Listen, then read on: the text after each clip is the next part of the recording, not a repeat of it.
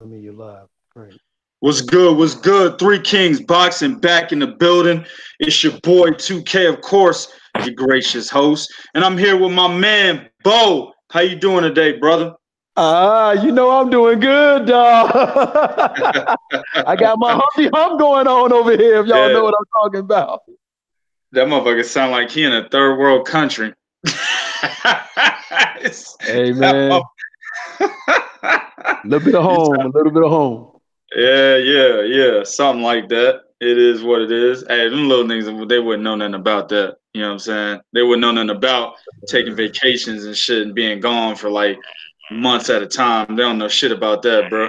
Nah, they wouldn't know about sitting press row. Nah, nah. They don't know nothing about that, bro. But that's why they come here so they can learn. You know what I'm saying? That's right, for sure, for sure. Don't be Before ashamed. we jump, yeah.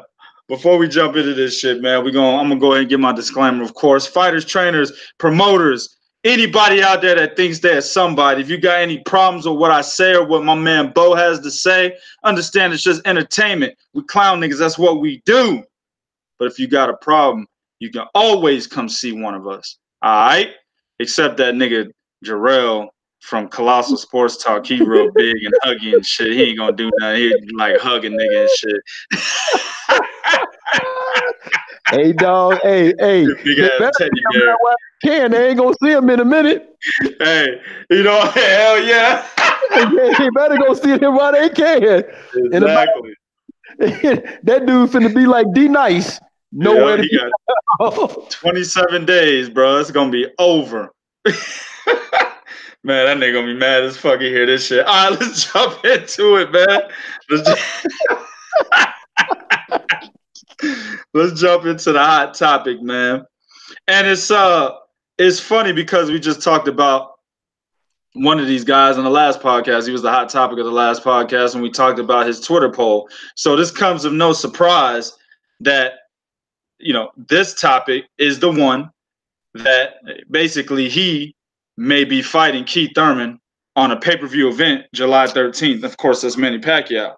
Now, his Twitter poll was, who do you guys want me to fight next? They have Floyd Mayweather on there. It was Danny Garcia, Keith Thurman, and Sean Porter. Well, of course, Sean Porter is, sitting by the wayside waiting to see what Errol Spence is going to do or what he was going to do with Manny Pacquiao. Then, of course, you had Danny Garcia, who getting ready to fight Adrian Granados. That's off the table. Then, of course, you had Keith Thurman, who is the WBA super champion, while Manny Pacquiao is a WBA regular champion. So that fight had the most, the biggest probability of happening. And then, of course, Floyd Mayweather, and the nigga's retired. That nigga's not fighting right now. You know what I'm saying? So you already knew that wasn't going to happen. So it was obvious to me when he made the poll and left Errol Spence's name off the poll that he's looking to fight Keith Thurman. This is the most logical decision, in my opinion. I think it's a good fight for him. What do you think, Bo? I definitely think it's a good fight for him. And I got to send a message. I don't know if you've been following, to my man, Van Rogers. Van is always saying so-and-so plus this, Keith Thurman, negative 125, negative 2 something, right? So Van look like Thurman going to get them points back, Yeah, exactly. You know what? Mm-hmm.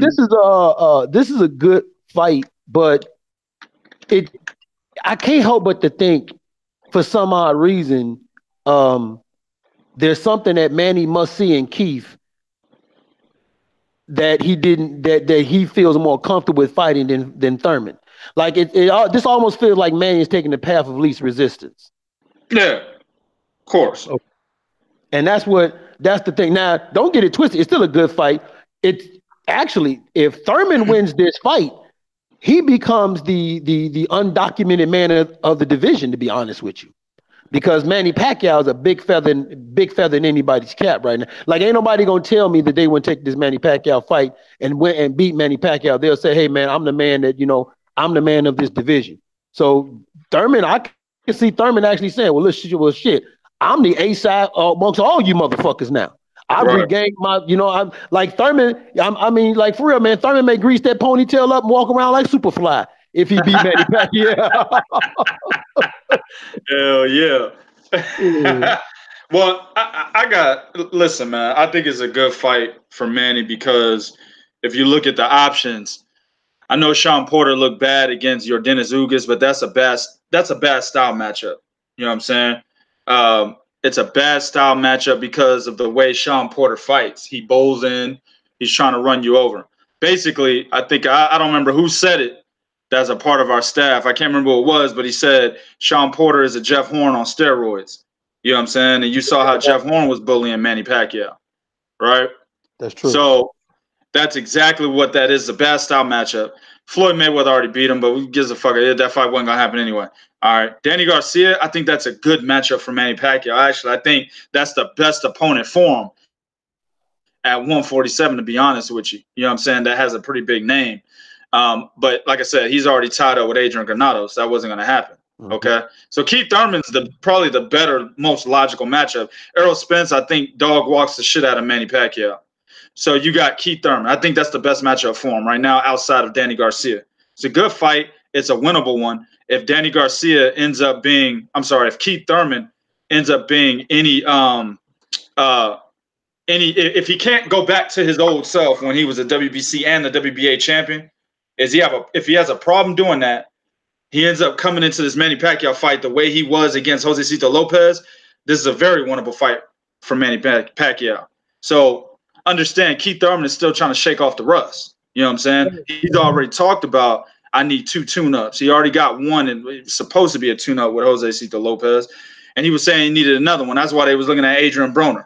You see what I'm saying? Remember Keith said it was a get back year, baby. Yeah. Exactly. So my question is, basically, are we gonna have the Keith Thurman of old, or are we gonna get this new ass, easy to hit, running on his back foot with his hands down, Keith Thurman? You know what I'm saying? Yeah. If Josecito Lopez had Manny Pacquiao power, I think Pacquiao might have stopped Keith Thurman in that particular fight. You see what I'm saying? Timing matters in boxing. And timing right now, it might be good for Manny Pacquiao to be fighting Keith Thurman July 13th. It's an excellent matchup, and it's an excellent opportunity for Manny Pacquiao to beat a big name, young, hungry, undefeated fighter. Now, let me ask you this. Okay. And this is like going left with this question. If Manny Pacquiao goes in there, this fight is made. He goes in there and defeats a 30-year-old Keith Thurman, who's still in his prime, by the way. Okay. Does that make him the best fighter of this decade at 40 years old? Oh, I don't know, because you still got Floyd as part of this decade. I know what I'm asking. God, you motherfucker. Ah, damn it. I should start having technical difficulties out here. Mm-hmm. Shit. Listen, man. Okay, you know what? If I put it like this, if Manny Pacquiao beats a Thurman, and I'm gonna say maybe if he beats Thurman and Spence, I'd be willing to say that. Thurman and Spence? Yeah, I can't say Thurman only because Thurman has been showing some flaws. He was kind of teeter-tottering between whether he wanted to fight Errol Spence or not. And he's been showing some very, very vulnerability and weakness. This is a guy that Floyd Mayweather wouldn't fight. That's true. But Floyd didn't want to fight him. He was at the top. He was at the top. That's when he was one time, baby. That's you know what I'm saying. That's right. He didn't have no grease. That's what that motherfucker he didn't have no grease. He was using pink lotion and shit. Yeah, he was using pink lotion. You know he was pointing out other champions in the audience. Don't duck me, son. That was that Keith. This Keith right now is, this thing, not on my to-do list, Keith. Yeah. All right. So let me ask you this though. Understand, Manny Pacquiao is 40 years old. That's true. So if he beats, let's take Errol Spence out of the equation. I don't think he ever fights an Errol Spence. If he beats Keith Thurman, right? Mm-hmm. Let's just say, hypothetically, Sean Porter is still the champion after he beats Keith Thurman. And that fight is made and he beats Sean Porter. It makes him a unified champion at 40 years old, bro. Is he still not the best fighter of this decade? See, if he becomes a unified champion at 40, you know what? I will give him this decade. You know why? Because I would put this decade into 2020. So yeah. Okay. Fuck it. You trying to take the easy way out. Is he the best fighter of the 21st century? Hey, is he the best fighter of the 21st century? All the Filipinos out there that are already saying that Manny Pacquiao is the greatest fighter ever, is there going to be credibility to that statement if he becomes a unified champion at 40 years old? Yeah, man, you'd have to. You'd be hard pressed. You'd be hard pressed to find cats to argue with you about that, man. You bounce back at the age of 40. You fight two young guns to become a unified champion. Yeah, man. I wouldn't argue with nobody if they wanted to say he was the best fighter of the decade, even putting him over Floyd. I wouldn't argue. Yeah. I really wouldn't argue that. I wouldn't. You'd be so hard. You'd be too hard pressed to argue that, and that's for real.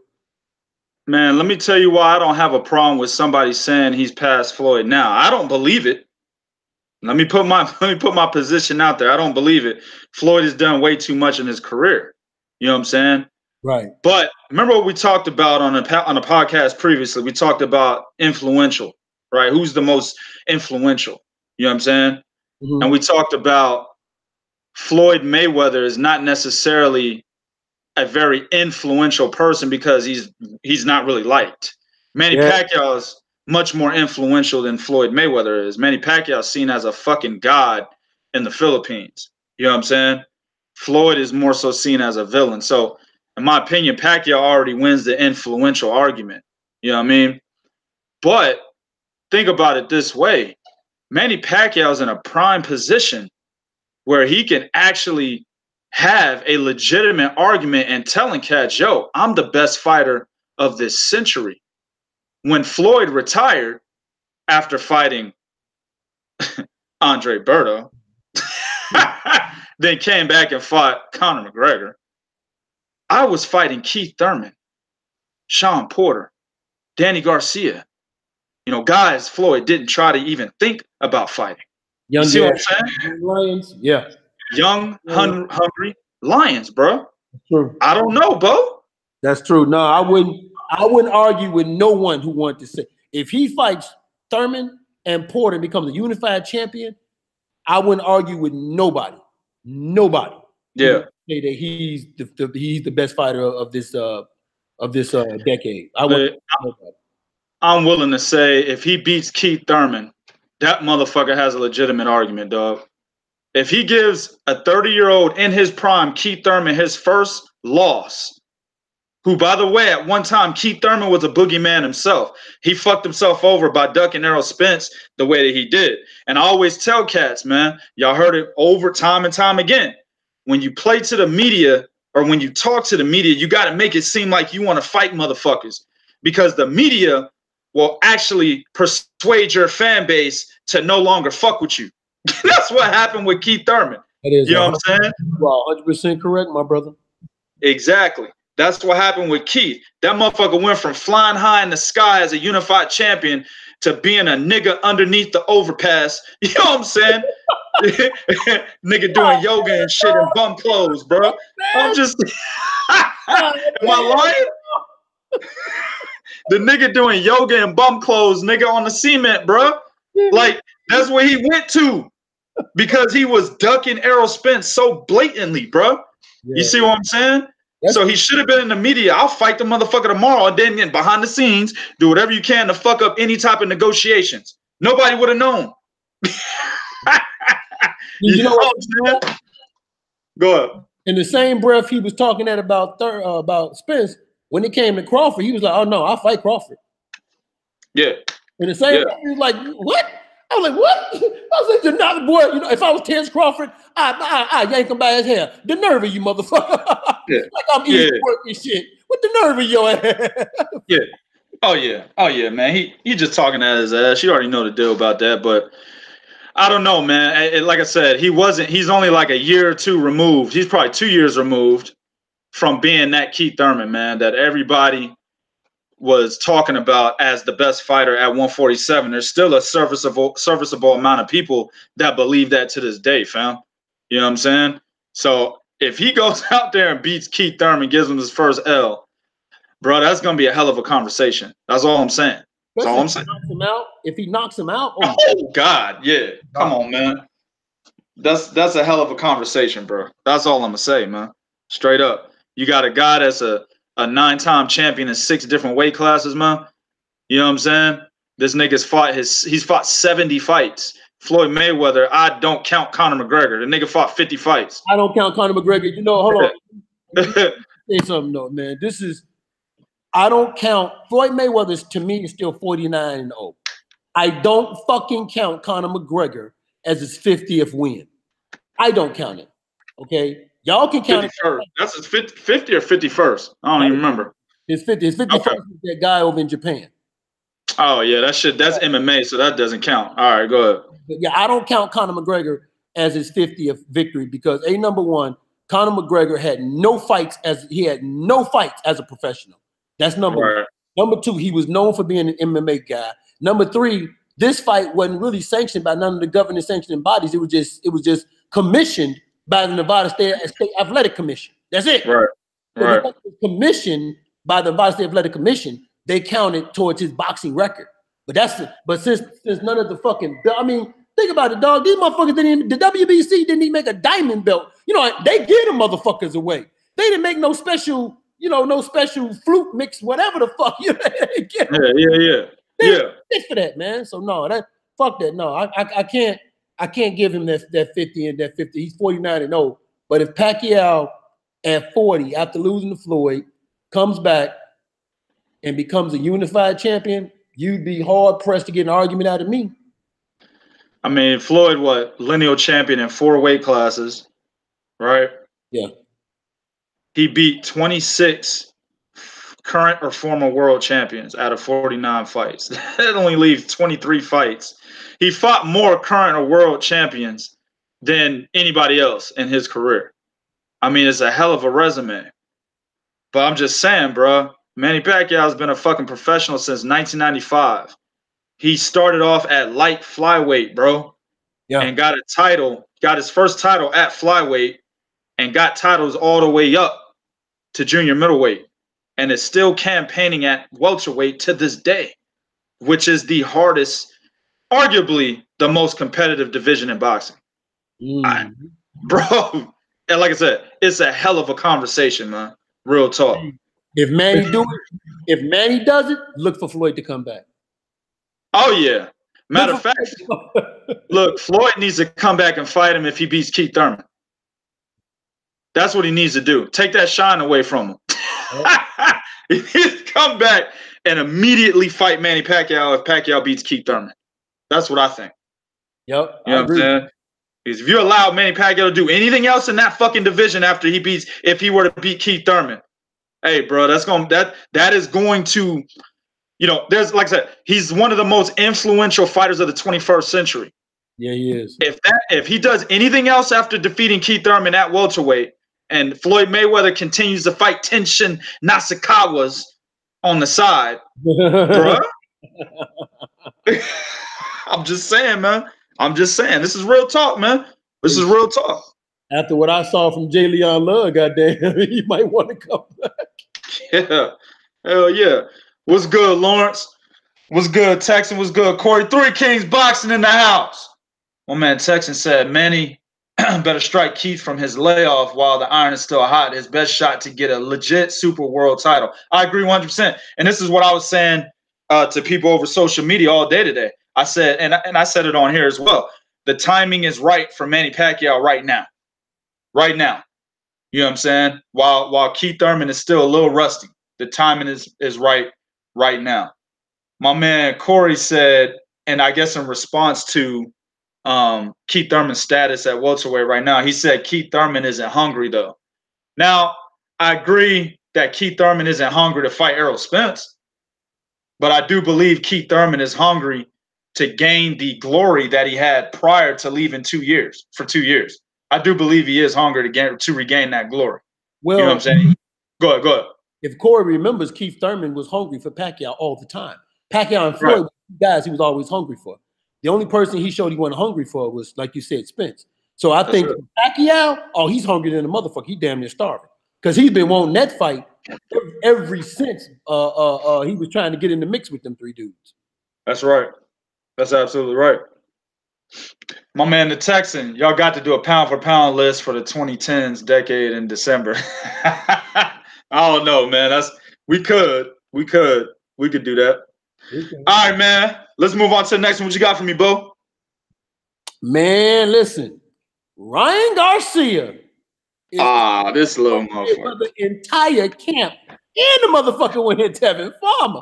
Look, I get it. You had an exciting win against like this is why sometimes I think confident boosters or stay busy fights are bad, because you knock out a D-level dude and you talk like you know what I'm saying, like you A+.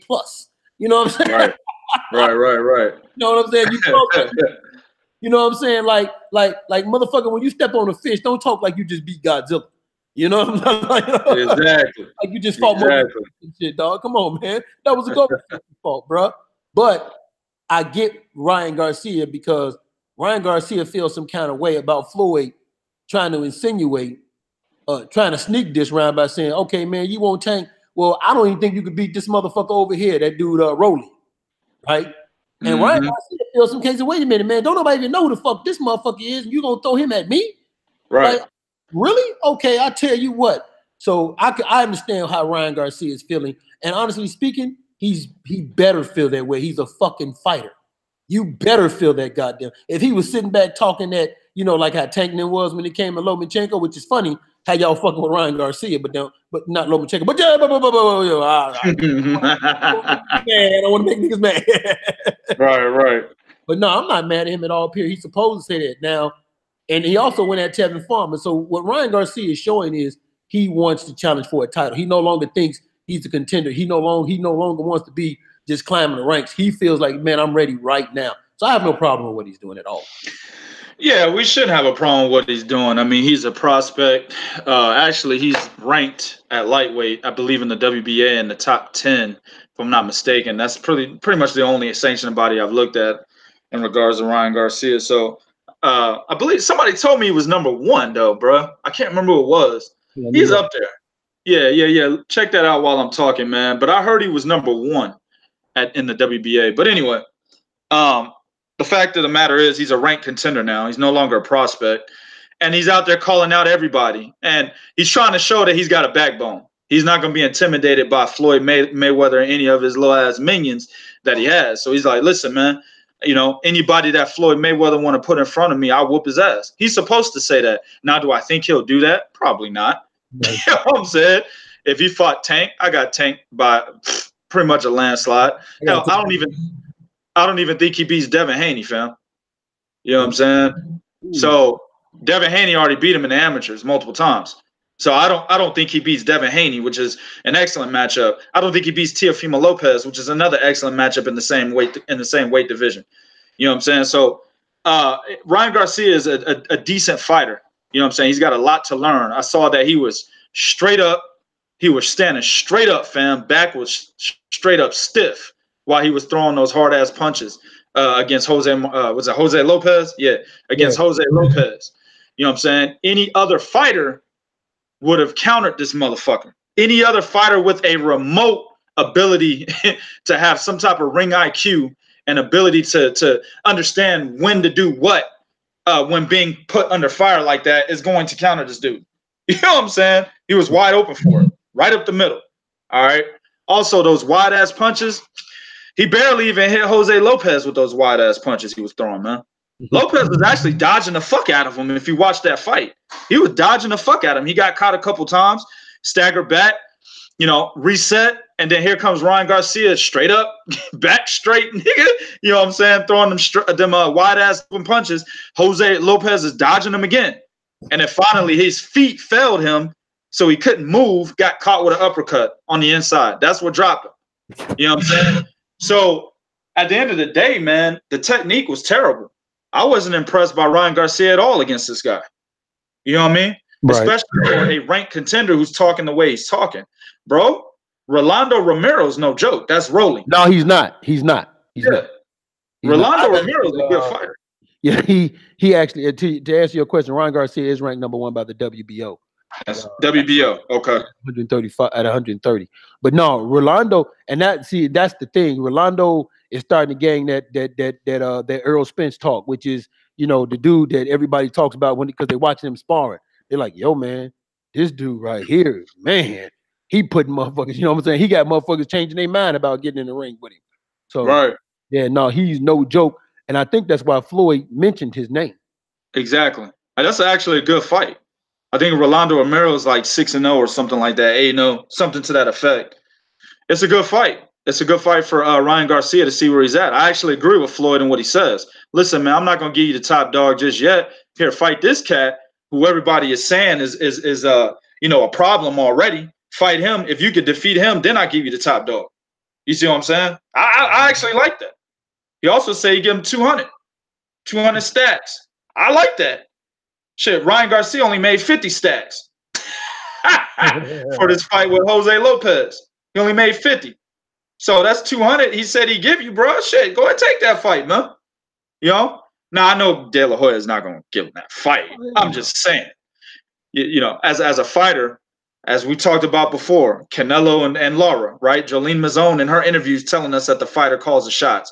Ryan Garcia could call the shots with De La Hoya. De La Hoya will be mad, but Ryan Garcia, if he really wants those fights, he could call those shots and get those fights made.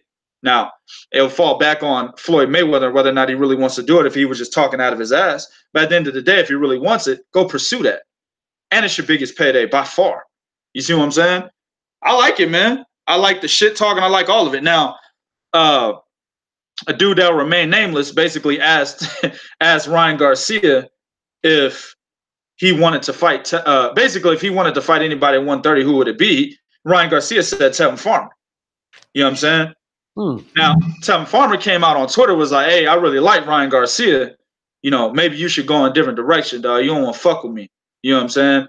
Now, my thing is this. You said he's the #1 ranked contender in the WBO at 130? Yes, sir. Well, that's Masayuki Ito's title. Masayuki Ito. All right? He's with ESPN. That fight more than likely is not going to happen. You know what I'm saying? Right.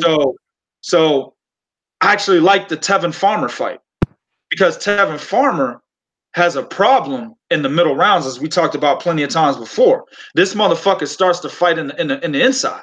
He makes it a phone booth type of fight.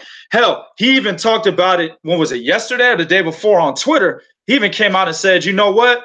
Motherfuckers telling me that I get hit too much if I want to sit in the pocket. They tell me I'm boring if I want to stay on the outside. Fuck it. I'm outboxing everybody from now on. I'm just going to stay on the outside. That's what he said on Twitter recently. So he actually acknowledged that he does sit in the pocket for too long sometimes. Enough for motherfuckers to basically criticize him for doing it. You see what I'm saying? If he does that against Ryan Garcia, it's an excellent fight. Excellent fight, dog. I like that shit, dog. So I like what the kid is doing, man. He's supposed to be doing it. But do I really think he can fuck with Tank or, nah. Nah.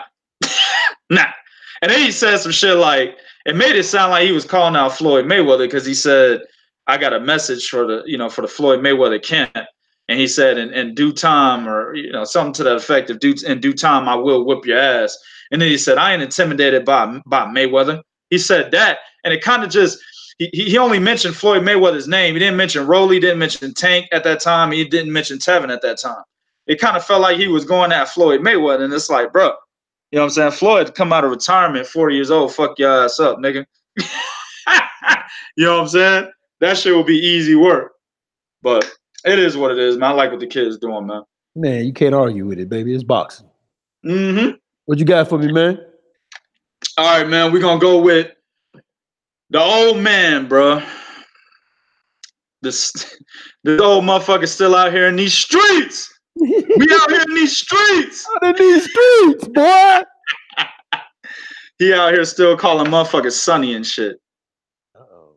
Wladimir Klitschko, old ass 43-year-old nigga. Let me tell you something, man. When you lose your bitch, it kind of makes you feel a certain way, bro. Am I lying? Listen, bro, when you put a whole lot of stock in some female you with and shit, y'all get married, you put a whole lot of stock in a relationship. I mean, he had kids with her, dog. He had kids with Hayden Panettiere. You know what I'm saying? He put a whole lot of stock in it, man. He lost his bitch. Now he just sitting there like, yo, what am I gonna do? You know what I'm saying? This nigga got so fucked up in the head that he said, I'm going back to boxing. Bruh. Granted, Wladimir Klitschko's last fight was in 2017 against Anthony Joshua, passing of the torch type of fight, even though Klitschko was coming off a loss to Tyson Fury 2 years before that. And a 3-year layoff. And a 3-year layoff. But they're still using it as a passing of the torch type of fight. Whatever, right? Granted, he did look good in that fight. Granted, he was possibly going to win that fight. I think 2 judges had it for Joshua. 1 judge had it for Klitschko. One of the judges that had it for Joshua only had it, I think it was like 95-93 for Joshua. And they still had the 11th and the 12th round to go. So he had an opportunity to win that fight if he didn't get dropped twice in the 11th round. You know what I'm saying? So he looked good.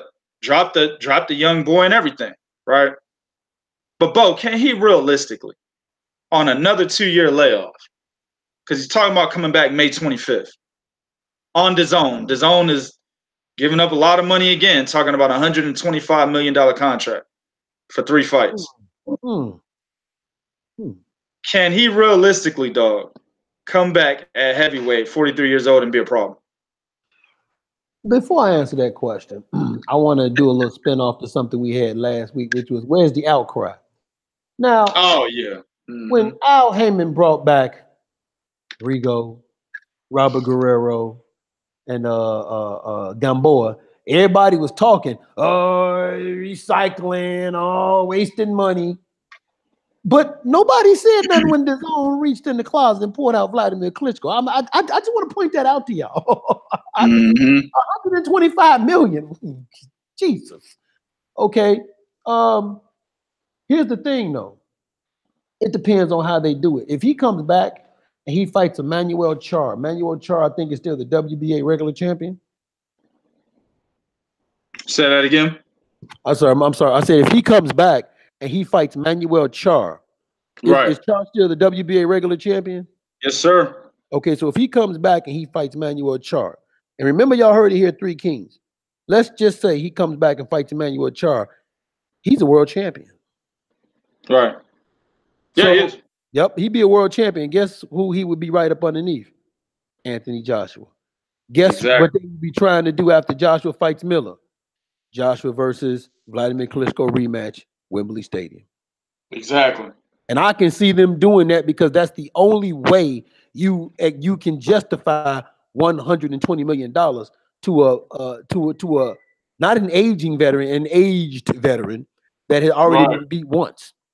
Now it'll sell because of the way he fought in that fight, and it was a fight where Joshua had to take it because Wladimir wasn't trying to give it to him. He had to actually take it. So Wladimir comes back and he fights Emmanuel Char, and he wins that WBA belt. I guarantee you, after Gerald Miller, you'll be looking at Joshua versus Wladimir Klitschko too, and at Wembley Stadium. So, absolutely, because right now Eddie Hearns is faced with something. You got Fury about to fight that guy Tom Schwartz. You got Kubrat Pulev, who we'll be talking about later. So he knows, hey man, they're about to try to box my man in. So I got to justify trying to hold these motherfuckers off. How do I justify it? Wladimir Klitschko. Right. That's how I justify it. So I think to your question, I don't think he can come back and regain that top glory he had where he was dominant for 10 years. But he can come back looking at the landscape of heavyweight boxing. He can come back and slide in a 4th or 5th slot and, like I said, fight for that WBA title and still be credible enough to where you can justify making Anthony Joshua Wladimir Klitschko too. Word up. Listen, man, my thing is just this, bro. You had Sergio Martinez come to the ring with 2 motherfucking knee braces. You know what I'm saying? The nigga goddamn near quadriplegic. You know what I'm saying? And then you're going to have Wladimir Klitschko slide up in the ring smelling like Ben Gay, nigga. You know what I'm saying? Nigga's going to hit this nigga and icy hot going to fly off this nigga face, bro. Come on, man. I ain't trying to see no old ass nigga with an AA motherfucking RP card at the local motherfucking retirement center, nigga. Get back in the ring, dog. I ain't trying to see that, man. Listen, man. This is worse than fucking them talking about a Vitaly Klitschko versus Lennox Lewis grudge match. Now I want to see this shit for 125 million, B? Listen, what is the zone doing, man? What is the zone doing? They got money out the ass, bro. Yeah. They got money. It's $1 billion venture, not the boxing department, but the zone in general. The entire app is $1 billion venture, right? But they seem to be funneling a whole lot of fucking money for the boxing department, man. More than what they initially said they were going to funnel that way. You see what I'm saying?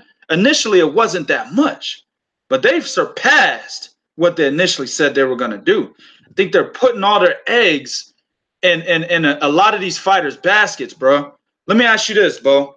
If Wladimir Klitschko accepts, which he is expected to accept, he's more so going to have a comeback than go back into retirement, the way that things are being reported right now. So hypothetically, if he fucking accepts, he's got a 3-fight deal for 125 million. Who is he going to fight? Now, there's a rumor circulating out there, which has not been confirmed, that he's going to fight Dillian White in July. That is a major rumor, okay? Hasn't been confirmed yet. But it strikes me as, it piques my interest a little bit as to why Dillian White's name is being thrown out there. Oh, I can tell you that. Tell me that, bro. Enlighten me, nigga. Okay, number one, Dillian White is ranked number 1 by the WBO. That's Anthony Joshua. He's also ranked number 1 by the WBC. That's Deontay Wilder. He comes back and he fights Dillian White. He can probably grab that slot number 1 in both of them or either one of them. Now, again, that puts you where? Puts you right back in the hunt for who? Anthony motherfucking Joshua. Also, Dillian White has expressed his unhappiness with Eddie Hearns and his money and not getting a title shot. So Eddie Hearns is like, look, I can see this nigga about to leave. He's talking to other motherfuckers. So I got to tap that. You know, I got to give him that Bob Arum treatment. Remember how Bob Arum did Timothy Bradley when Bradley wanted more money? He got to draw against Diego Chavez. So you know, Eddie Hearns got to be like, down nigga. Hey, man, Bob Arum put that nigga on the bookshelf in between learning how to cook and learning your ABCs. Right. Yeah. So I can see Eddie Hearn right up in between there, bro. So I can see Eddie Hearn doing the same thing to Dillian White, like down, get down, get back in your place. Right. So, and Dillian White, you know what's funny? Dillian White is still a viable, like he's fought his way back into being a creditable motherfucking name. He's fought, I mean, think about it. I mean, we can talk about the guys he fought, but his performances has been better. He flatlined Chisora instead of going the distance with him. So he's fought his way back into being a creditable name. So I'm telling you, man, watch out. Listen, it's either going to be Manuel Charr or Dillian White. Wladimir Klitschko ain't coming back just to be paid. Like, well, he's not coming back to be paid 125 million and not challenge for a title. But he for damn sure the zone ain't giving him 125 million and not have him fight somebody creditable or be in a position for a title. That's not happening, man. You know, let me say something, man. 125 million for 3 fights. Why the fuck would they pick who would be perceived to be a killer in terms of Wladimir Klitschko coming off a 2-year layoff and coming off 2 losses in the last 5 years, right? 4 years anyway. Why would they pick Dillian White, bro? That'd be the stupidest fucking move. I understand they have to supplement for the amount of money they're giving him in just 3 fights. But that would be the dumbest decision they've made in a very long time, bro. Picking Dillian White. Hey. But you got to look at go ahead. No, I said Eddie Hearns is like, he got to cut. Bob Arum is closing in on him, dog, with this Fury and Swartz and Kubrat Pulev. He trying to cut that head off. He trying to take the shortcut, dog. He trying to cut the line. Okay, so they would sacrifice a guy that they just gave a big portion of their budget to in order to keep Dillian White under wraps. Yep. Damn. Damn. All right. I'm willing to bet it's Manuel Char. I don't think he's fighting Dillian White. Yeah, I'm willing to bet Manuel Char too. I bet Manuel Char, and I don't even know if it's going to be Manuel Char either. But I look at the pattern that DAZN is doing right now, and even ESPN with Tyson Fury. They're picking guys for their, they get these big deals out there. Then they'll pick guys that they know their man can beat for the first fight. Canelo and Rocky Fielding. Golovkin, they were trying to get Brandon Adams. You know what I'm saying? Tyson Fury, Tom Shorts, right? They're picking fighters they know they could beat for their first fights. Look at Demetrius Andrade. He was supposed to fight Billy Ho. That didn't work out, so they said Walter Katandakwa. And then after that, it was a guy that Billy Ho made his first WBO title defense again, Artur Akavov or whatever. That was Demetrius Andrade's second fight. You see what I'm saying? So you gotta look at the pattern that DAZN is doing with their fighters right now, bro. I don't see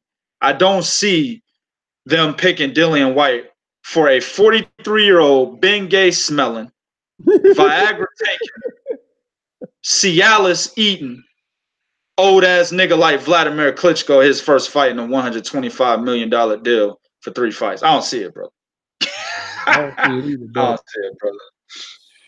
What did this motherfucker say, man? You had to delete a message. What'd he say? Yeah, he's selling some shit.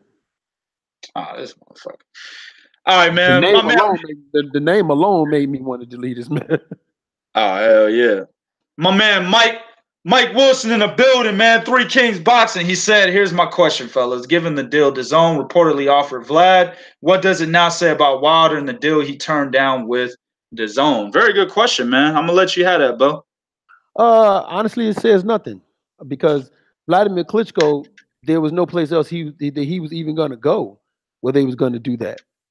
No place else at all that he was going to go where they was going to give him 100 and some odd million. The only place that would probably even look at Wladimir Klitschko was DAZN.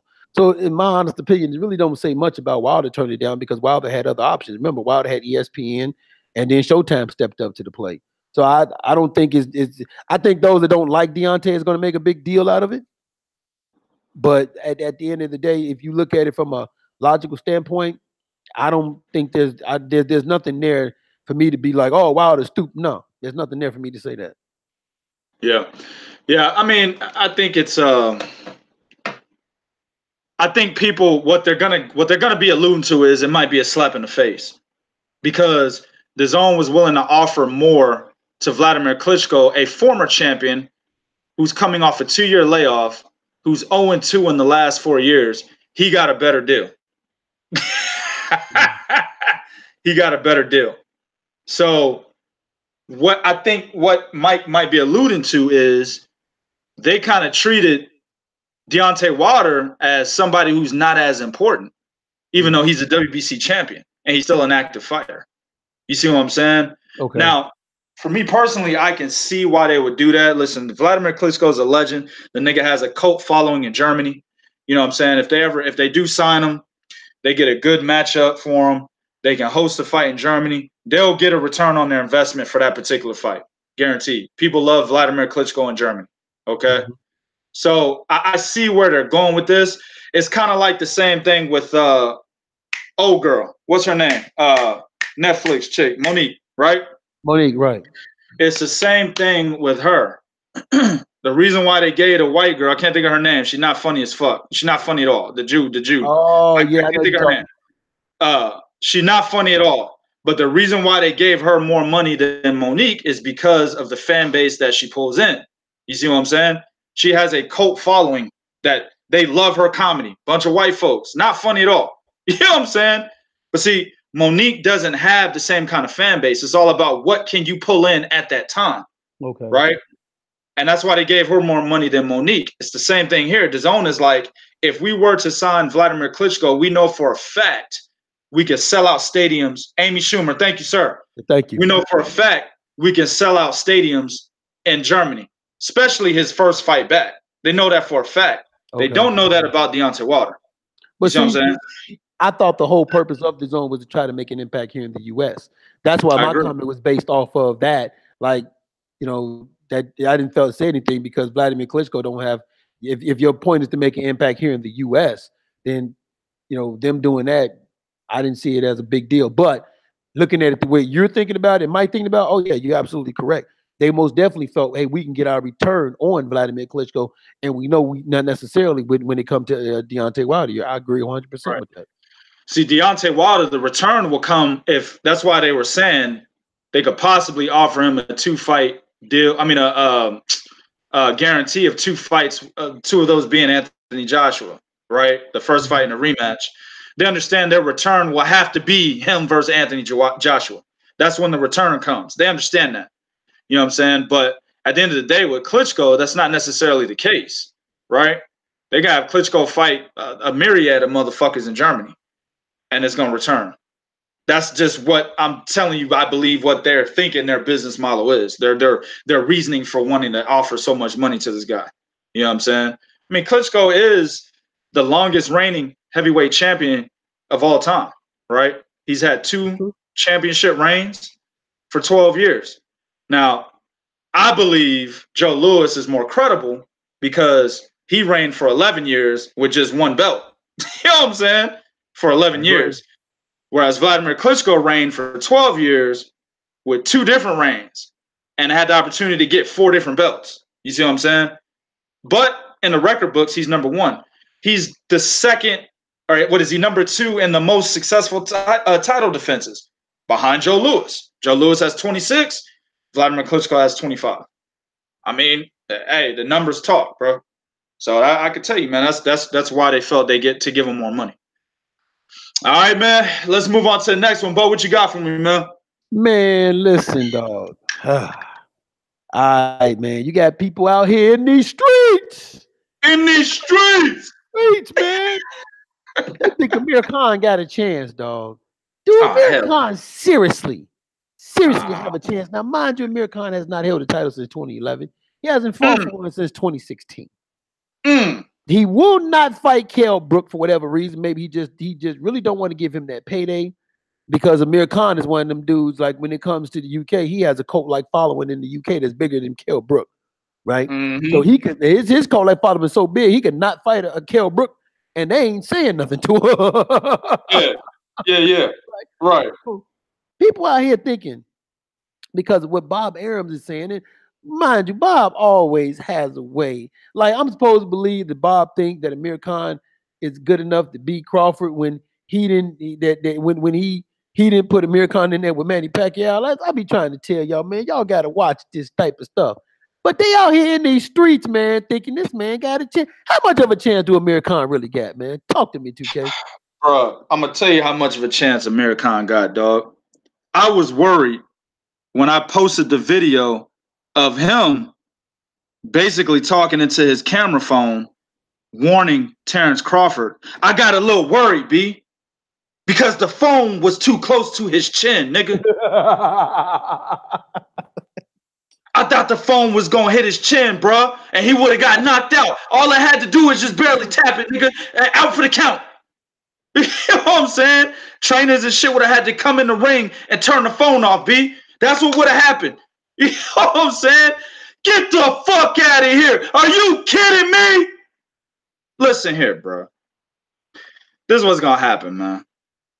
Amir Khan's going to look good in the beginning of this fight, man. He's going to look real good. Amir Khan is a good boxer. As much as we clown Amir Khan, as much as we make fun of him, as much as we talk about flicking that chin and my man gonna need reconstructive surgery if you accidentally hit his chin. You know what I'm saying? As much as we talk about this shit, he's a pretty good boxer, man. Fast hands, throws combinations and bunches. He's got power in both hands. He can hurt you with the left or the right. It's gonna look good. It's gonna be a lot of speed that Terrence Crawford's going to have to adjust to. But just like in any other fight, Terrence Crawford will make the adjustment. I'm willing to say something here right now, live. The fight with Felix Diaz was a more difficult fight on paper than Amir Khan. Yeah. Ooh, dog, you just made a lot of motherfuckers mad. They've unsubscribed. Yeah. Oh, please do. You know what I'm saying? Felix Diaz is a much more dynamic fighter than Amir Khan. He's smarter. He can fight off the back foot. I'm done right there. I really ain't got to say nothing else. No, I got to say nothing else. Amir Khan can't fight off the back foot, save his fucking life. Y'all want to know what fight will tell you that? Go watch him against Lamont Peterson. And he ain't no better today than he was against Lamont Peterson. He's actually fucking worse. Okay? All he could do was push Lamont Peterson. Push so much, they took a point away from him. You see what I'm saying? He can't box off the back foot. So what's going to happen is Terrence Crawford's going to make the adjustments early. And he's going to walk him down. And while he's walking him down, Amir Khan's going to be backing up. He's going to get caught while backing up.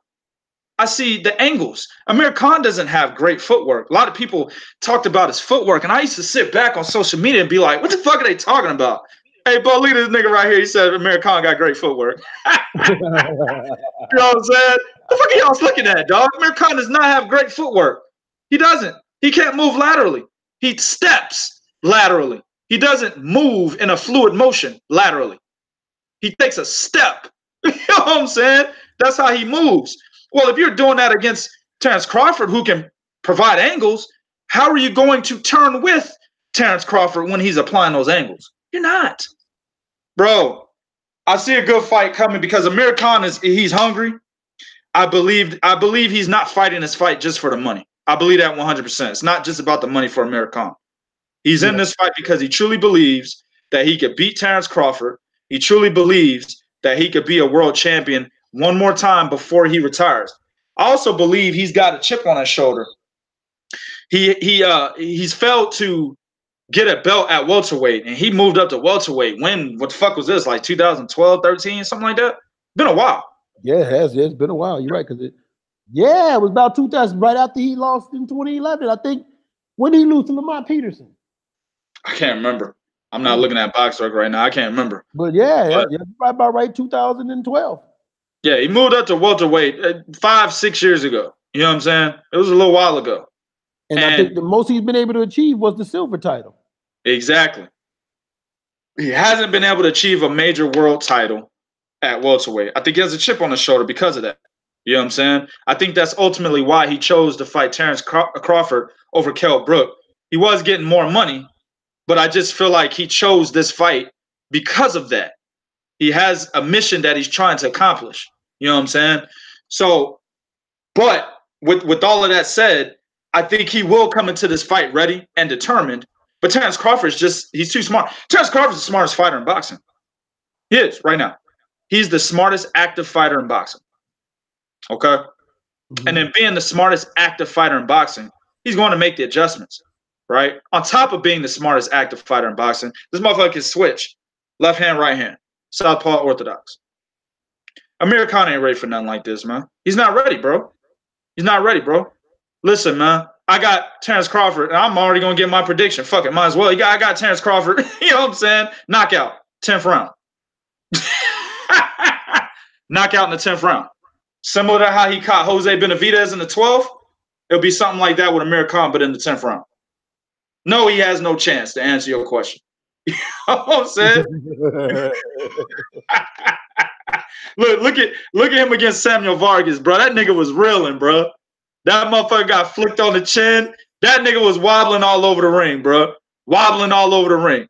Looked like a nigga hit his kneecaps and shit with a cane or something. Wobbling all over the ring, bro. You know what I'm saying? Come on, man.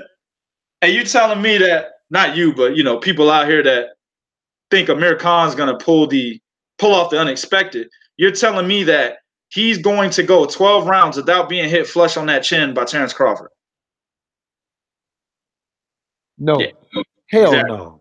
Exactly. Hell no. And you know what? Here's the thing with Amir Khan, because you alluded to people talking about Khan having good footwork. If Khan got good footwork, why he always getting caught in between the motherfucking combinations?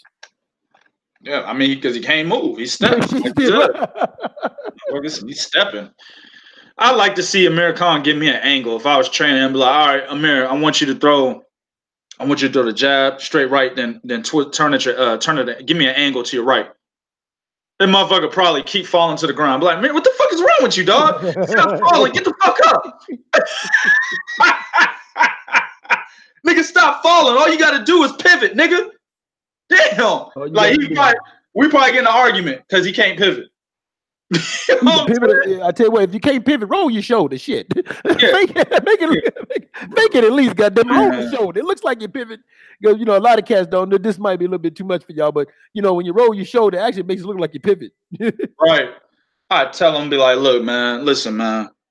I tell Amir Khan straight up before the fight, look, man, I'm trying to get, I think this fight, where's this fight at? In California? I don't remember where this fight is at. I don't remember either. Fuck it. We'll just say California for now because I can't remember. I'll be like, look, Amir, bro, I'm trying to get the CSAC to allow us to let you go into the ring with a chin guard, my nigga.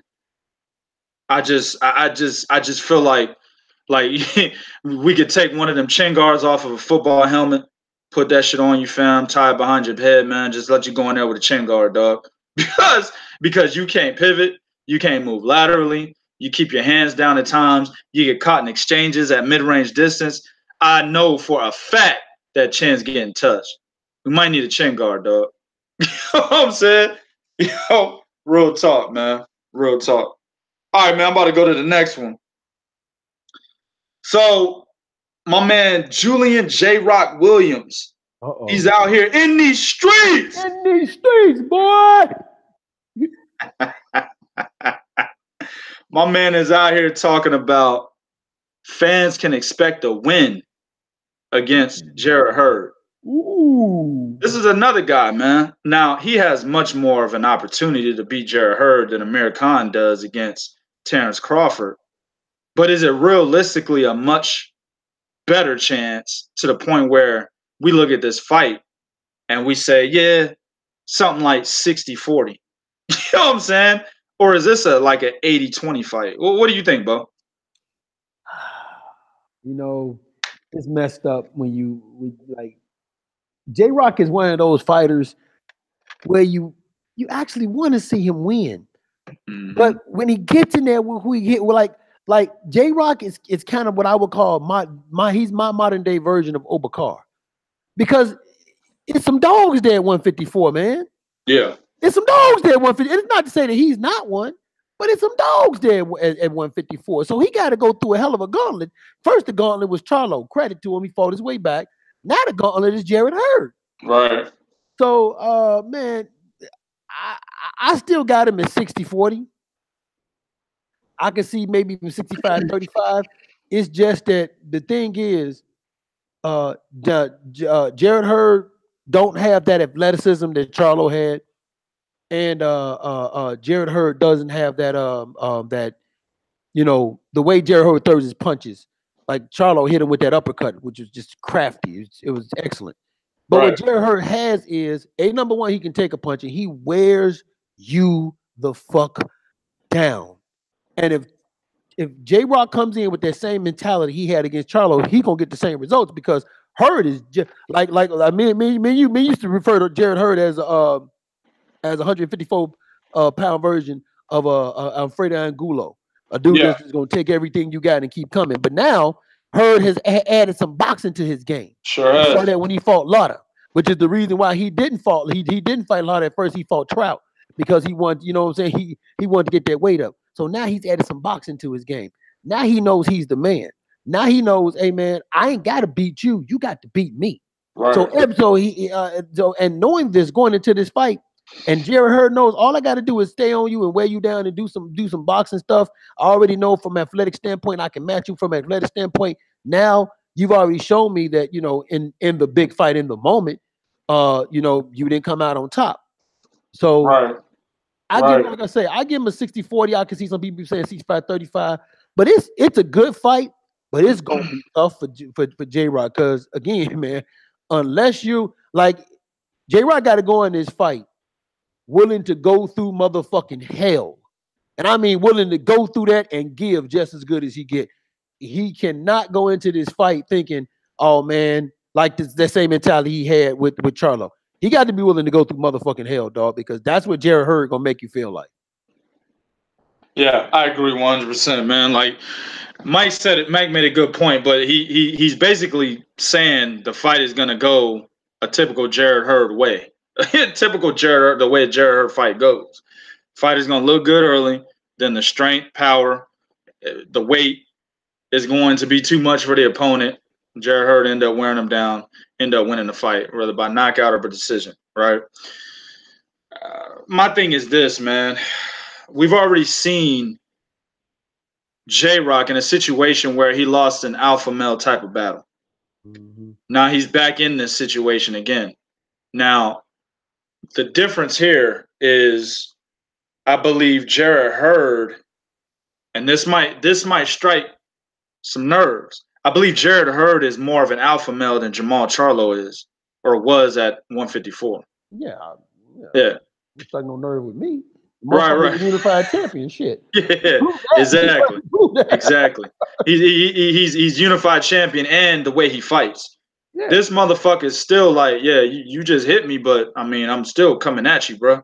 It don't matter what you hit me with. I'm still coming forward. You are gonna get tired from moving away from me. I'm not gonna get tired of taking shots from you. That's an alpha male, dog. Yeah. You know what I'm saying? Like straight up and down. You know what I'm saying? I've seen Jamal Charlo get pushed back from shots. Matt Karbov. I'm about to say, you know what I'm saying? Matt Karbov. Matt Karbov. Yep, you're right. You know, so J-Rock was doing it very well early in that fight before he got caught with that beautiful ass counter uppercut. You know what I'm saying? So, but the thing is, J-Rock has all the tools to beat. All these fighters have all the tools to beat Jarrett Hurd. That's the fucked up part. Erislandy Lara had the tools to beat Jarrett Hurd. Austin Trout had the tools to beat Jarrett Hurd. Tony Harrison had the tools to beat Jarrett Hurd. You know what I'm saying? But they just wither. They just wither to the size, the strength, the power, and the will of Jarrett Hurd. So I can't go against that now. You know what I'm saying? No. I don't think J-Rock's a better boxer, in my opinion, than Erislandy Lara. He's not. At times, J-Rock abandons a jab. He's got a hell of a jab, but he abandons the fuck out of it. You know what I'm saying? The thing is, though, the nigga is going to have to box and move very well in this fight. He can't sit in the pocket, man. He can't. Like his performance against Nathaniel Gallimore, he can't do that. If he does that shit that he was doing against Nathaniel Gallimore, sitting around, sitting in the pocket, mid-range distance, allowing Nathaniel Gallimore to dictate the pace at times, he fucks around and gets knocked out by Jarrett Hurd, man. You know what I'm saying? Yeah. He's going to have to fight guys, fight Jarrett Hurd like he fought guys early in his career behind that jab, setting everything up. He was doing that shit earlier in his career. He's going to have to fight Jarrett Hurd like that. Everybody who fights Jarrett Hurd has to fight him like that, bro. At least at 154. Now, if he's moving up to 160, 168, yeah, they could fight him a little bit more, you know, in the pocket at mid-range distance. But everybody at 154, they have to box this guy.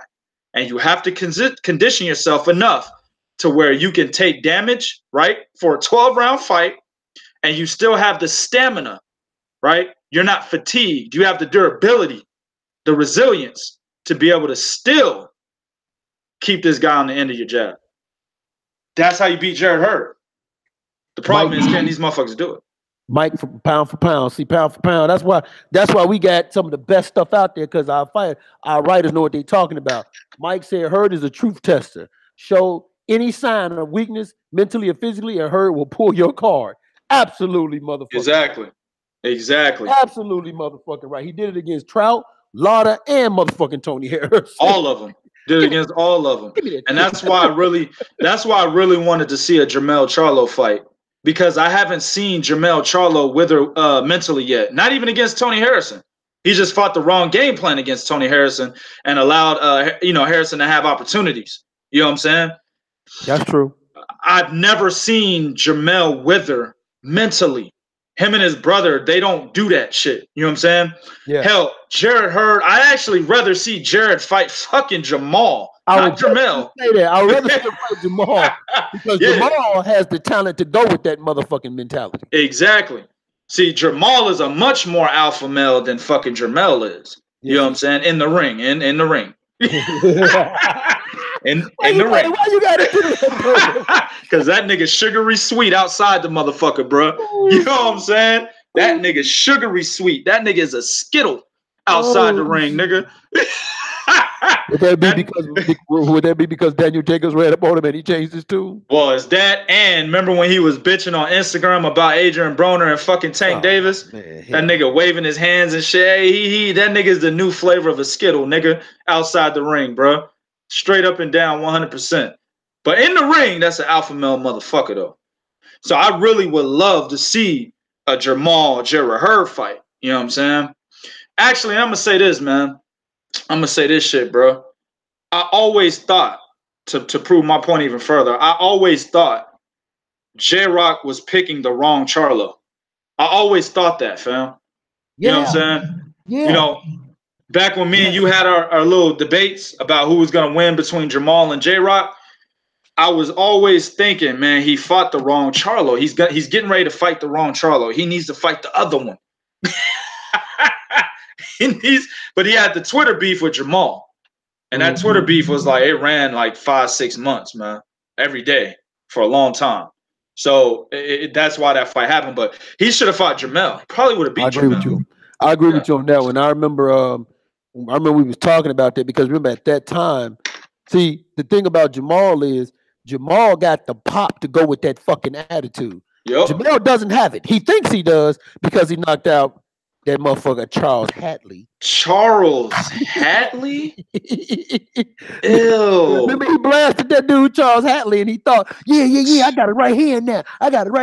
Yeah. Okay, so that's why he thinks that. He thinks that because of Charles Hatley. Charles Hatley? I'm telling you, dog. But Jamal actually has that pop to go with that fucking attitude. So that would have been something to see because it would have been a Jarrett Hurd who's mentally and physically tough versus a Charlo that's mentally tough with the ability to test your mentality with his power. Yeah. That shit would have been awesome. Man, oh man, oh man. I'm trying to see that fight, dog. I might have to throw a petition out there. Jarrett Hurd say, fuck it, I'm going to 160. Yeah. Well, hold up, family. We did publish an article a few months ago where Jarrett Hurd did say he's moving to 160 in 2020. He did say that. Okay. But the problem with that is he just recently said, well, I got a whole lot of work at 154, so I might not be moving anytime soon. He just recently said that. So this nigga teeter-tottering and shit. You know what I'm saying? He on one end of the balance beam, then he move over to the next end. You know what I'm saying? So who knows? But yeah, you're right. That's actually one of the fights, probably one of my most anticipated fights in boxing today. Jarrett Hurd versus Jamal Charlo. I want to see that. Man, I want to see that. Alpha male versus alpha male. I'll be all up in that motherfucker. You know what I'm saying? I want to see that. But in terms of J-Rock, though, man, you know, nice try, kid. You about to get your second loss. Straight up. You know what I'm saying? All right, Bo, what you got for me next, man?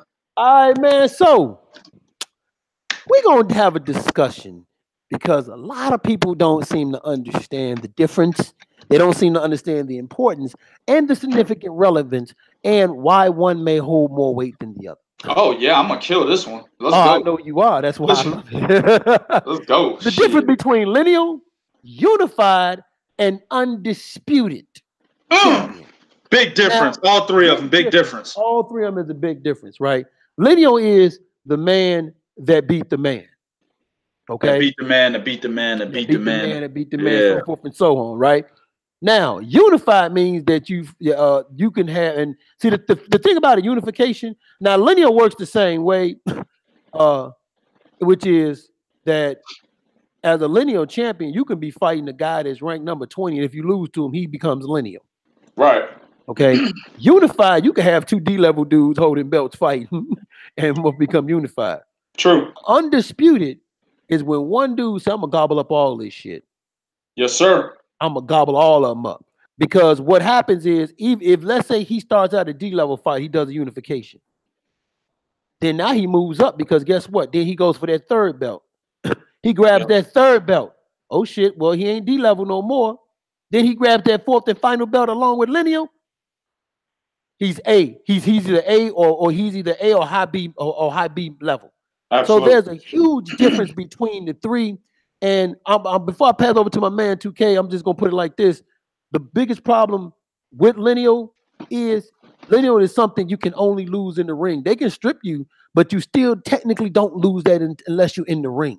So absolutely, you have motherfuckers out here that can take easy roads and easy routes and just hold on to that that mythical. Like the people don't remember the lineal thing used to be a trophy they used to give you back in the day. It was a trophy, right? Then they turned that thing into a belt. Right. So undisputed, in my honest opinion, holds more weight than lineal.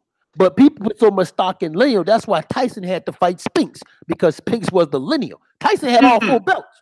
But Tyson, like, you know what? I'm sick of motherfuckers talking about you. Pay that man that motherfucking money. I want that goddamn fucking lineal shit. He had 3. He had 3 of the 4, family. He had 3 of the 4. My bad, right. He had 3. But Tyson was so tired of motherfuckers talking about lineal, he said, fuck it. Pay that motherfucker. Get his punk ass in this goddamn ring. Yeah. Prodigy, man. What's your take on this, and why is this important for people to know? Bro, so this topic really stemmed from a brother of mine, you know what I'm saying?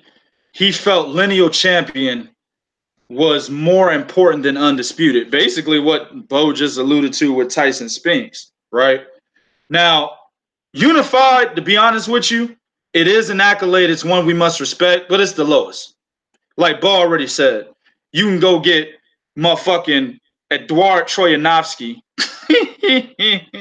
who had the IBF belt, take it from him, then go fight Ricky Burns and beat him. Who does that sound like? Julius Ndongo. You're a unified champion now. You know what I'm saying? But there's other guys that have belts. Like, who was the guy that Rocky Fielding beat? Tyrone Zouge. You know what I'm saying? The white dude with a nigga name, Tyrone Zouge. You know what I'm saying? You could beat cats like that, then beat another motherfucker like that. You know, Jürgen Bramer and shit, right? Nathan Cleverly. You know what I'm saying? Those two were at one time in the same division. You could have fought those two, took their belts, you're unified champion.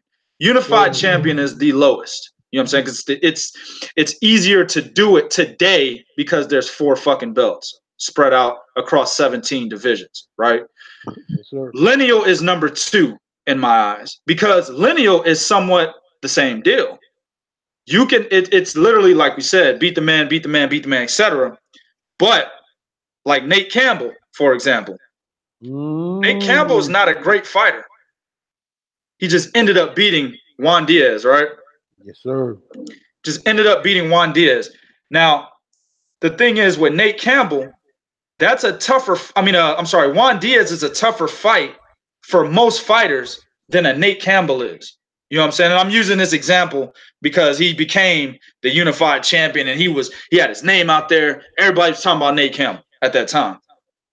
But when you look at the fighter stylistically, Juan Diaz was supposed to beat Nate. Just didn't happen. Now you got an easier opponent if you're a guy that was waiting on the winner of that fight than the guy that was supposed to win. You got Nate Campbell now. You see what I'm saying? So that can happen with lineal. A guy could just, who's the lineal champion, just have a bad night. He loses to a worse fighter. Mm-hmm. Let's look at I know James DeGale wasn't lineal champion, but let's just use him. He was 1 fight away from it, by the way. If he would have beat Badu Jack, he would have been lineal champion at 168. He sure would have. Right? So let's say, hypothetically, he would have beat Badu Jack and then lost to Caleb Truax. Well, Caleb Truax is now the new lineal champion. Caleb Truax is fucking food at 168. Oh, you know what I'm saying? People don't realize Jeff Horn was lineal champion because he beat Manny Pacquiao. He beat Manny. Right. So the thing is, lineal champion is really about one fight, and you can become that if you win that one fight. So anybody can get it. You see what I'm saying? If you're put in the right position at the right time. But undisputed, you got to go through almost everybody.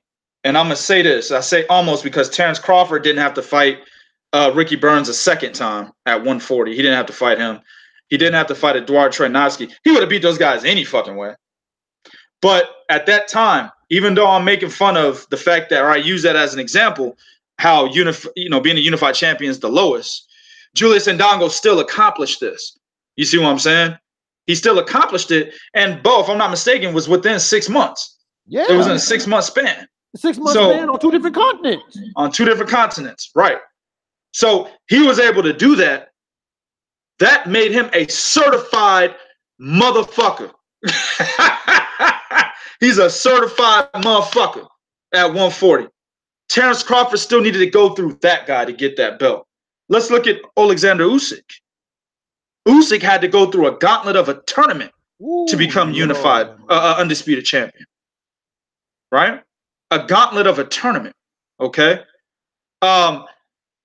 Undisputed can happen the same way lineal happens, though. Right? Okay. And in this case, I'm going to go to my man O'Neal Bell. Okay, you going back now. Yeah. O'Neal Bell, he's the second to last cruiserweight undisputed champion after Alexander Usyk just got it. O'Neal Bell became undisputed champion because he beat John Mark Mormick.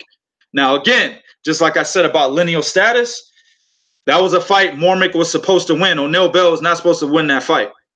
And he was actually getting his ass whooped in that fight. He ended up knocking Mormick out. When he knocked Mormick out, he immediately became the undisputed champion. So that does happen for undisputed, but not as easily as it does for lineal.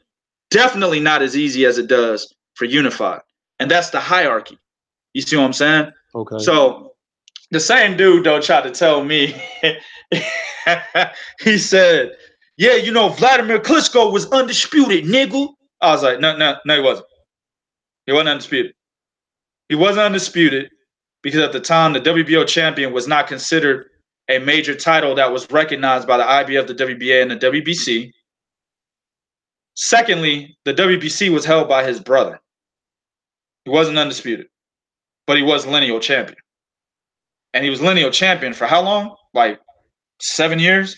You know what I'm saying? From like 2006 to 2015. What is that? That's 9 years. So for 9 years, he was lineal champion. And then he lost it to Tyson Fury. You know what I'm saying? That's the difference. And I hope that motherfucker's listening. You know what I'm saying? Because that shit is long overdue, bro. I was supposed to do this video like 2 years ago, man. I'm about to say, I'm like, damn, I'm looking at the docket, like, where the fuck this come from? What the fuck? This person right here. Yeah. I was supposed to do that video like 2 years ago, man. That's how you break it down, dog. Broken down to the fucking white meat. Unified, lineal, undisputed. That's the hierarchy. All right? We're going to move on to the next one, man. I've been waiting on this shit, dog. I've been waiting on this one. If you haven't already heard our first take on this, go back to the last episode, 13B. We're going to talk a little bit more about Kubrat, Pulev, and the Hoe. I mean, I'm sorry. Sorry about that. It's Jenny Ravelo. My bad, dog. My bad, dog. The comments of EJ Will, the prodigy, is here's alone. It has nothing to do with the boxing. Hell yeah. Listen, man. Where the beta males at? Where the beta males at in the chat, dog? Y'all might as well get the fuck up out of here right now, man. Y'all might as well get the fuck up out of here right now. Beta males in the chat. Where y'all niggas at, man? Listen. We told y'all it was bullshit. Yes, sir. We told y'all. We told y'all before the video came out, it was bullshit. We said, well, Bo's opinion was the whole thing was bullshit, right? Yep. My opinion was the lawsuit itself isn't bullshit because, according to the law, you can't just grab a bitch and lick her down. I wish you could, but you can't, right? That's the law. So the lawsuit itself is acting within the confines of the law. It's not bullshit. But the intent of the lawsuit is bullshit.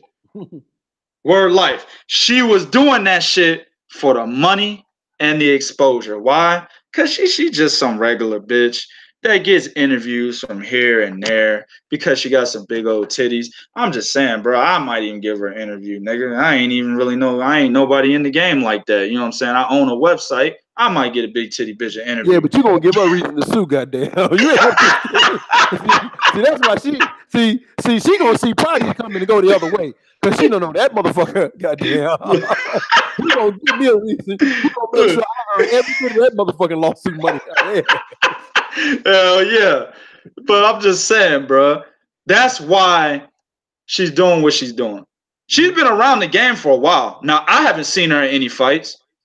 I don't think my man Bo has seen her in any fights. I don't think my lead journalist, Big Cool, aka Jarrell Fletcher, I don't think he's seen her at any fights. You know what I'm saying? But she does get exclusives all the time with Floyd Mayweather Sr. Why? Because them goddamn titties are juicy. That's why. You know what I'm saying? But that's not enough sometimes. You got to get a little push to get out there a little bit more than just have some big, juicy biscuit-like titties, nigga. You got to get out there a little bit more, nigga. And this is what she's using it for. You see what I'm saying? And the video proved that. Now, a lot of people believe that, if you don't know what video I'm talking about, there's a video that surfaced where she's grinding on an unidentified male suspect. You know what I'm saying? Now, many people believe the person she's grinding on is Kubrat Pulev. It's not Pulev. It's actually a member of his entourage. Okay?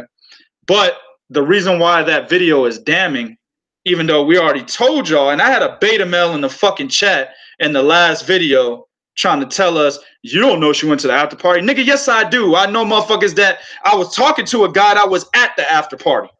You know what I'm saying? And he was telling me what was going on. So with that said, the video basically proves that she was actually there, regardless of the pictures I seen that the dude took while he was there, and he sent them to my inbox. You know what I'm saying?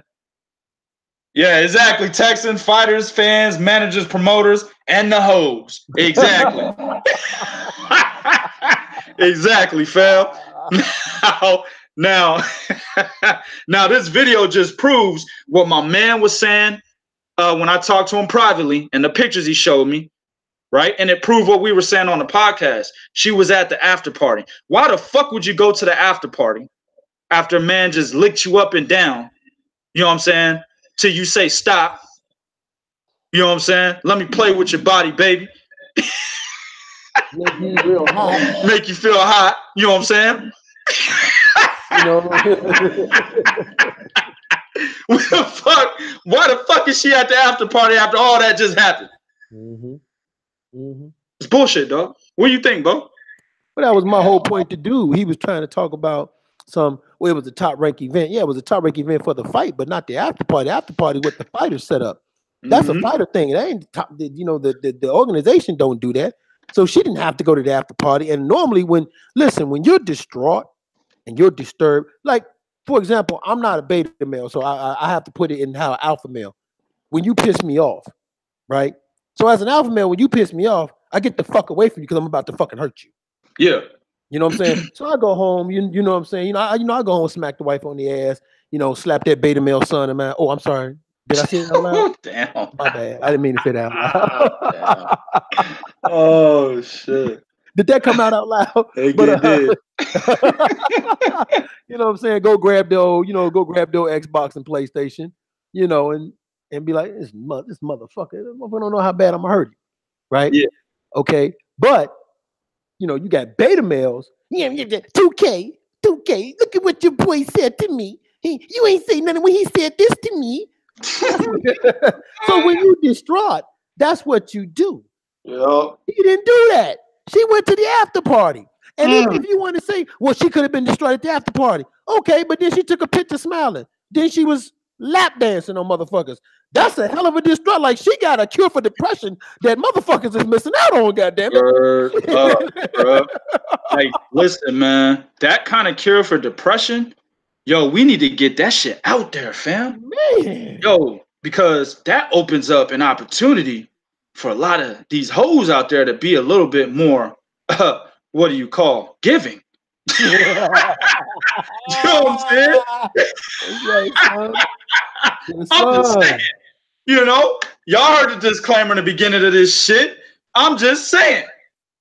If she was so distraught as she said when she was sitting next to Lucifer in that press conference, if y'all don't already know, Gloria all dash red. The bitch last name is all red, man. That is the devil.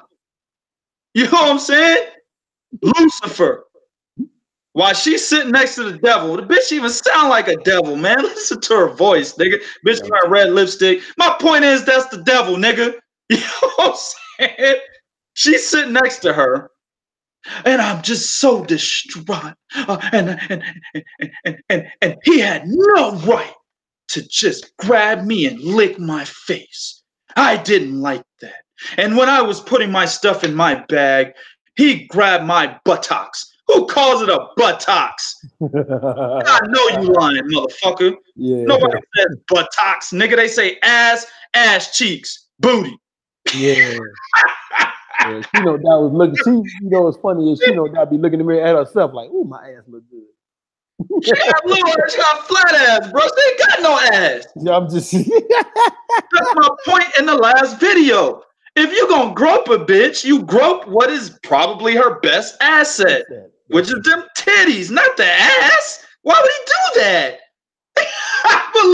I believe him 100%. He didn't grab that ass. He came out and said, I did not touch her ass. He said that. You know, he broke his silence. He basically said, I'm not apologizing. Then he said, I did not touch her ass. Then he said, I got other videos.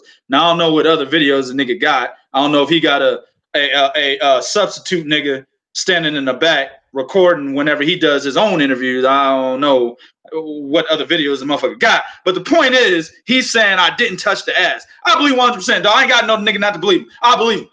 He didn't touch that. She ain't got no ass.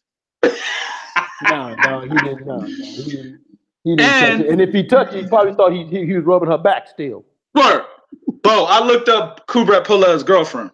She's a Bulgarian singer.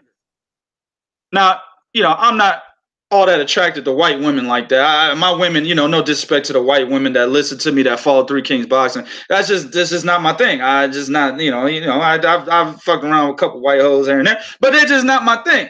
I like ethnicity in my woman. You know what I'm saying? Whether they mix with black, mix with Mexican, anything. I like ethnicity, right? She a cute little white girl, bro. She cute. Okay. Big old titties. She cute, bro. I gotta check her out. Yeah, she look way better than the hoe. She look way better than her.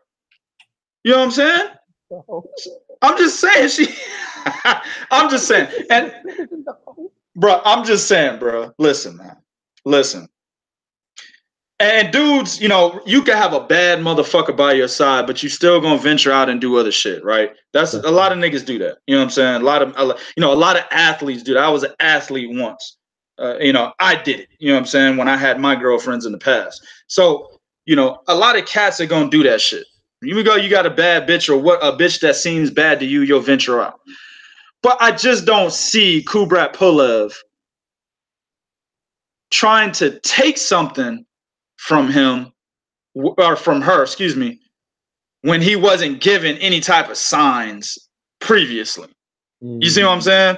And a lot of dudes in the chat in the last video, they were saying, and pretty much I didn't express this on the video, on the podcast, but I was thinking it while I was watching the video. My wife was thinking it while I showed her the video.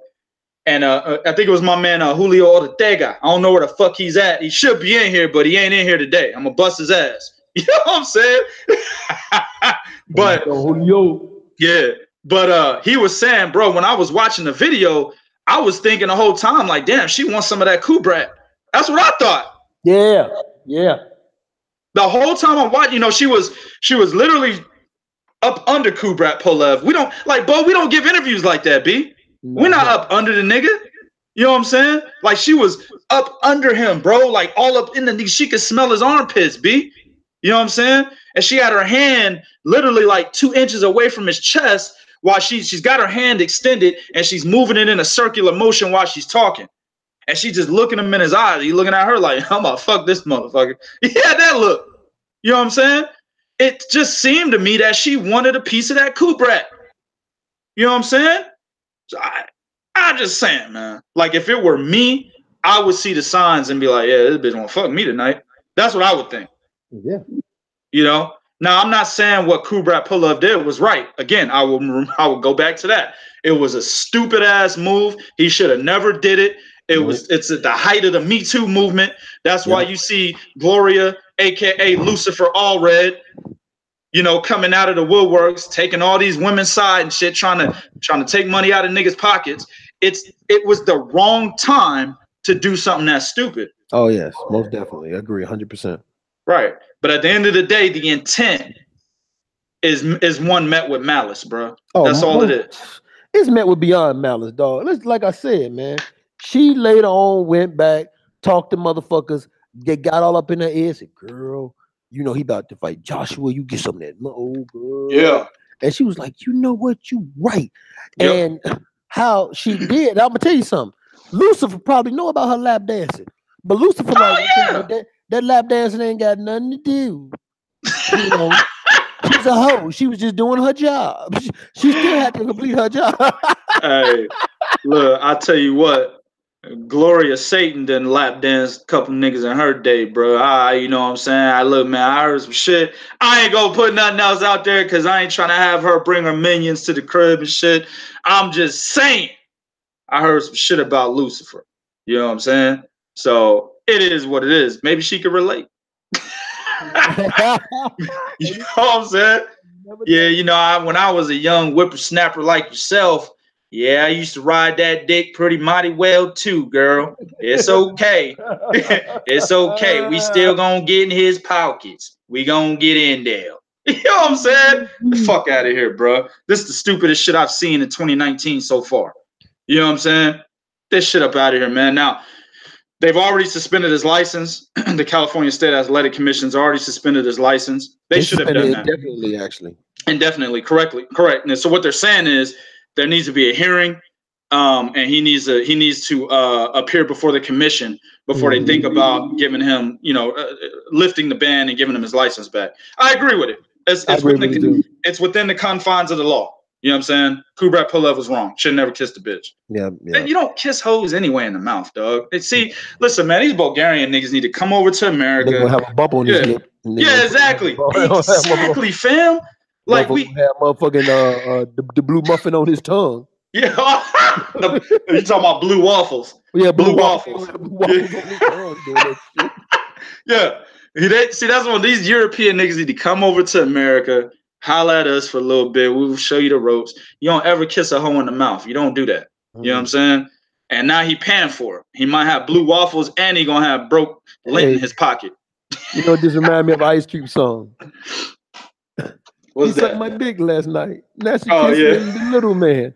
Oh, he sucked my dick and we can cut out the middle man. Right. Terrible, man. It was terrible. But like I said, they suspended his license. That's well within the confines of the law. People are out there saying, well, you know, they should have suspended it elsewhere. They can't do that because the incident happened in California. Yeah, exactly. Nevada is not going to suspend his license over an incident that happened in California. So, you know, that's what happened. He can't fight in California until, you know, otherwise. And that honestly should be the extent of where this goes.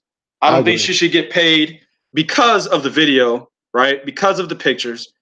That tells me that she wasn't as distraught as she says she is, because when they get paid, it's based off of what? What is that? Pain and suffering. Yeah, pain and suffering, exactly. That's what it's based off of. She was not showing any kind of pain and suffering by showing up to an after party, giving unnamed niggas lap dances. Shit, that could have been me, nigga. She'd lap dance, nigga. You know what I'm saying? That could have been me, bro. So that's what I'm saying. Nah, bro, she should get no money. But Kubrat Pulev, he's suspended in California. It should stop right there. Straight up and down 100%. All right, man, what you got for me next, Bo? All right, man, last but not least, we actually say the best for last. See, let me say something, man. I want y'all to understand when I say this, right? This pains me because I want to say the last little man to probably get big paydays was Michael Carbajal. Good point, dog. Okay. And these little dudes like hold on. Not Ivan Calderon? Oh, you okay? Yeah, I forgot about him. You're right. Okay. Ivan Calderon. Okay, so them are the last two names. Like that's how far back you got to go. Yeah.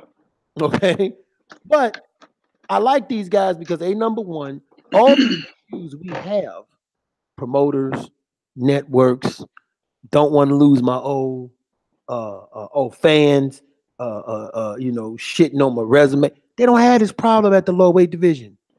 You know, these motherfuckers like, yeah, man, I beat this dude. Now I'm going up to the next division. Right. They don't have these problems.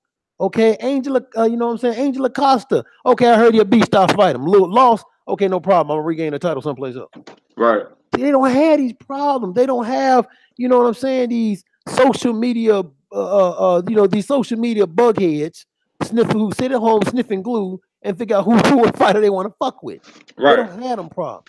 And it's painful because they also don't have the attention.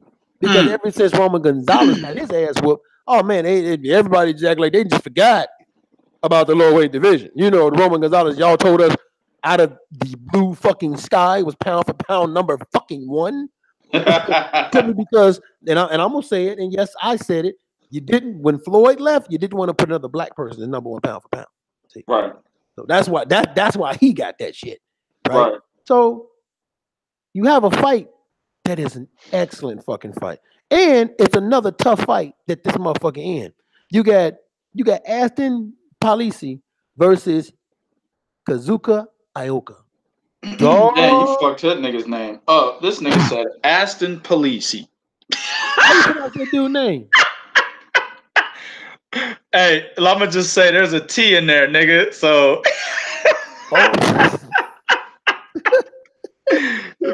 Aston, I say Palicte. I don't know how to say this shit though, bro. I don't know how to say it either. Palicte. Yeah. Kazuto Ioka. Dog, that's a hell of a fight. And that's another tough fight for Ioka. Ioka, this is another tough fight for him. Very interesting fight. Gonna be a fan-friendly fight.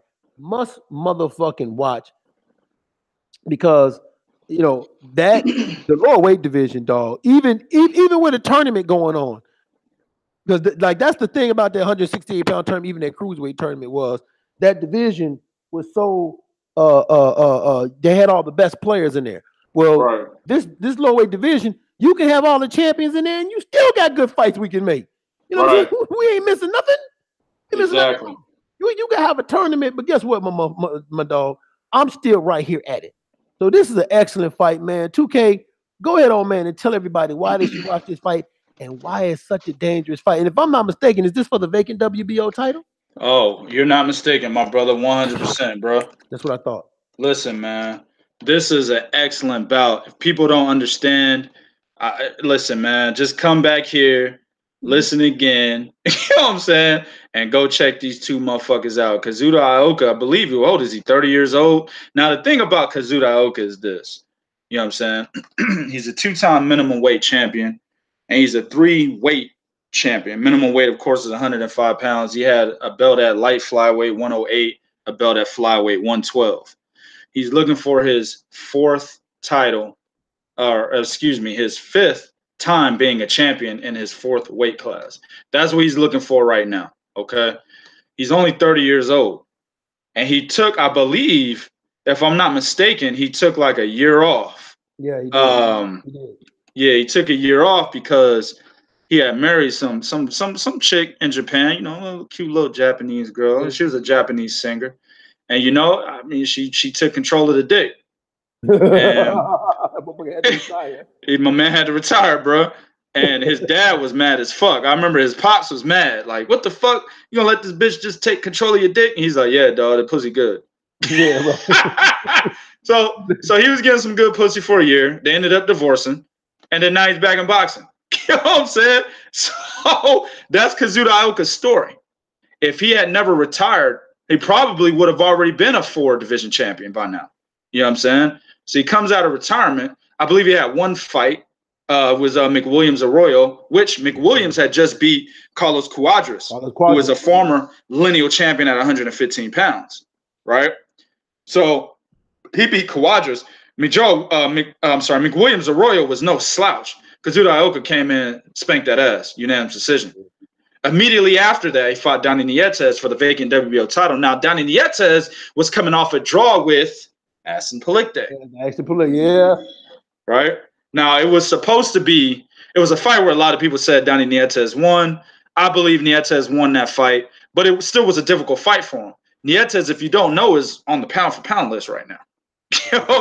That's how good he is. He's been dominant for a very long time in the lower weight divisions. Yeah, he is on the decline. I do agree with that. But he's finally on the pound-for-pound list now. You know what I'm saying? So that's how good of a fighter he is. And Aston Palicte actually came out there and made a great account of himself. Didn't win the fight, in my opinion, but he did make a great account of himself. They called it a draw. The WBO said that shit wasn't a draw. You're going to get a title shot immediately. Aston, you're going to fight Jose Martinez for the winner of Donnie Nietes, Kazuto Ioka, who Ioka at the time was a ranked #1 challenger in the WBO. They fought another excellent fight. Split decision win for Donnie Nietes, though. A lot of people thought Ioka won. A lot of people thought Nietes won. A lot of people thought it was a draw. This is how good these fights are in the smaller fucking weight classes. When we get close fights like that at 147, 168, we're satisfied because we don't ever see shit like that. You know what I'm saying? It doesn't come very often.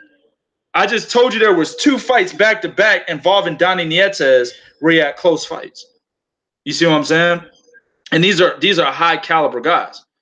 Nevertheless, Aston Palicte knocks out Jose Martinez in front of Miguel Cotto, who was the mentor of Jose Martinez, gave him his first loss.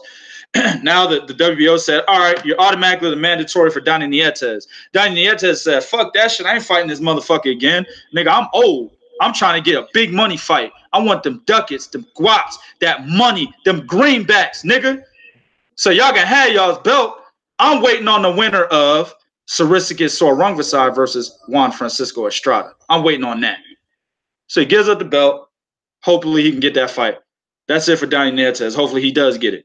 Now we're back around to Kazuto Ioka. WBO said, well, shit, we thought your fight with Donnie Nietes is close.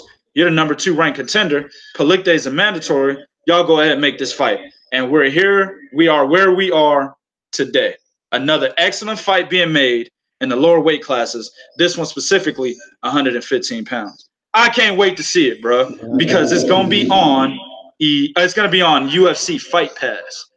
That's where it's going to be on. That's that shit that Roy Jones Jr. has a contract with UFC Fight Pass.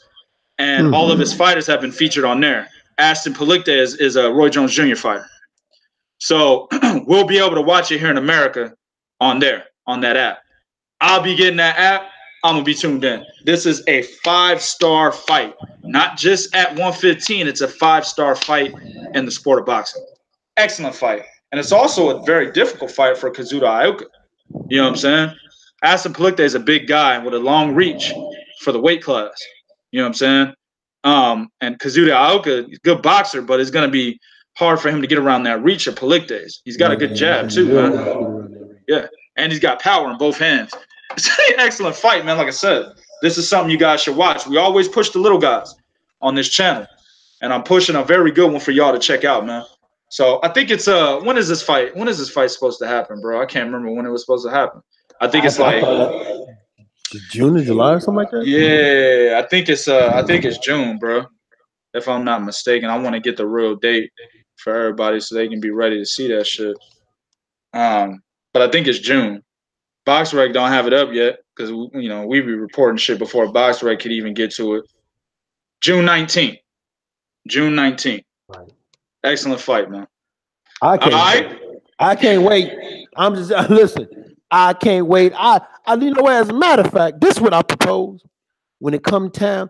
Fucking article. I want a live preview breakdown with the Prodigy and Mike.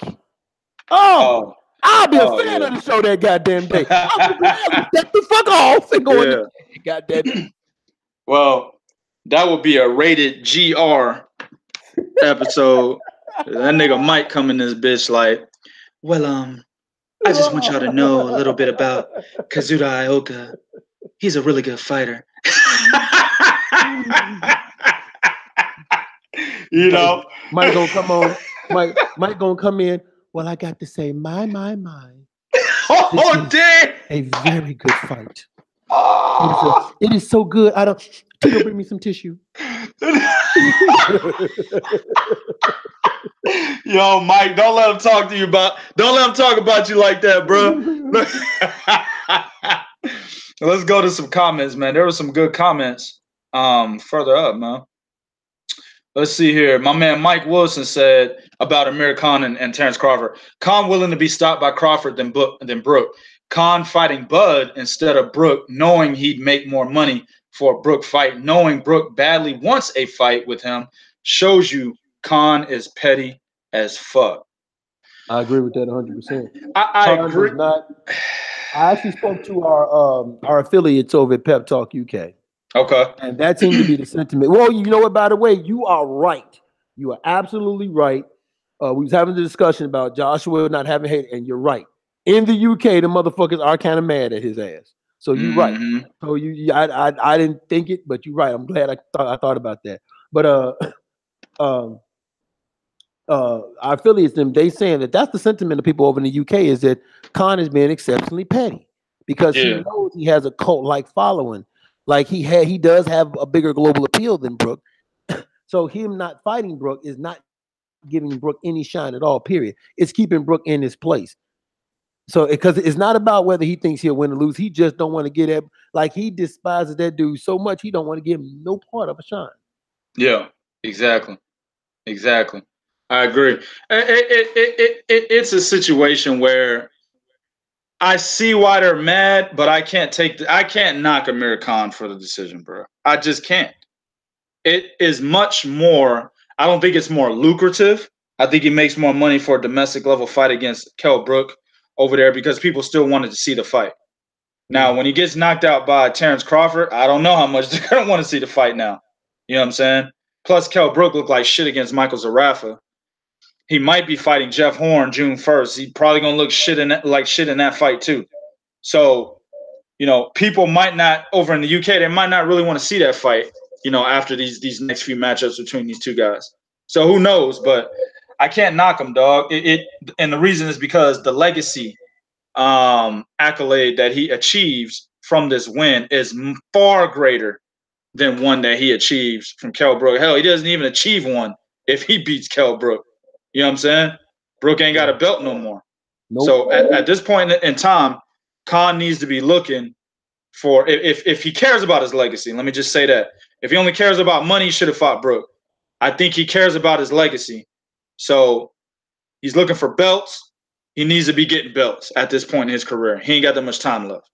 So I can't knock him for the decision, bro.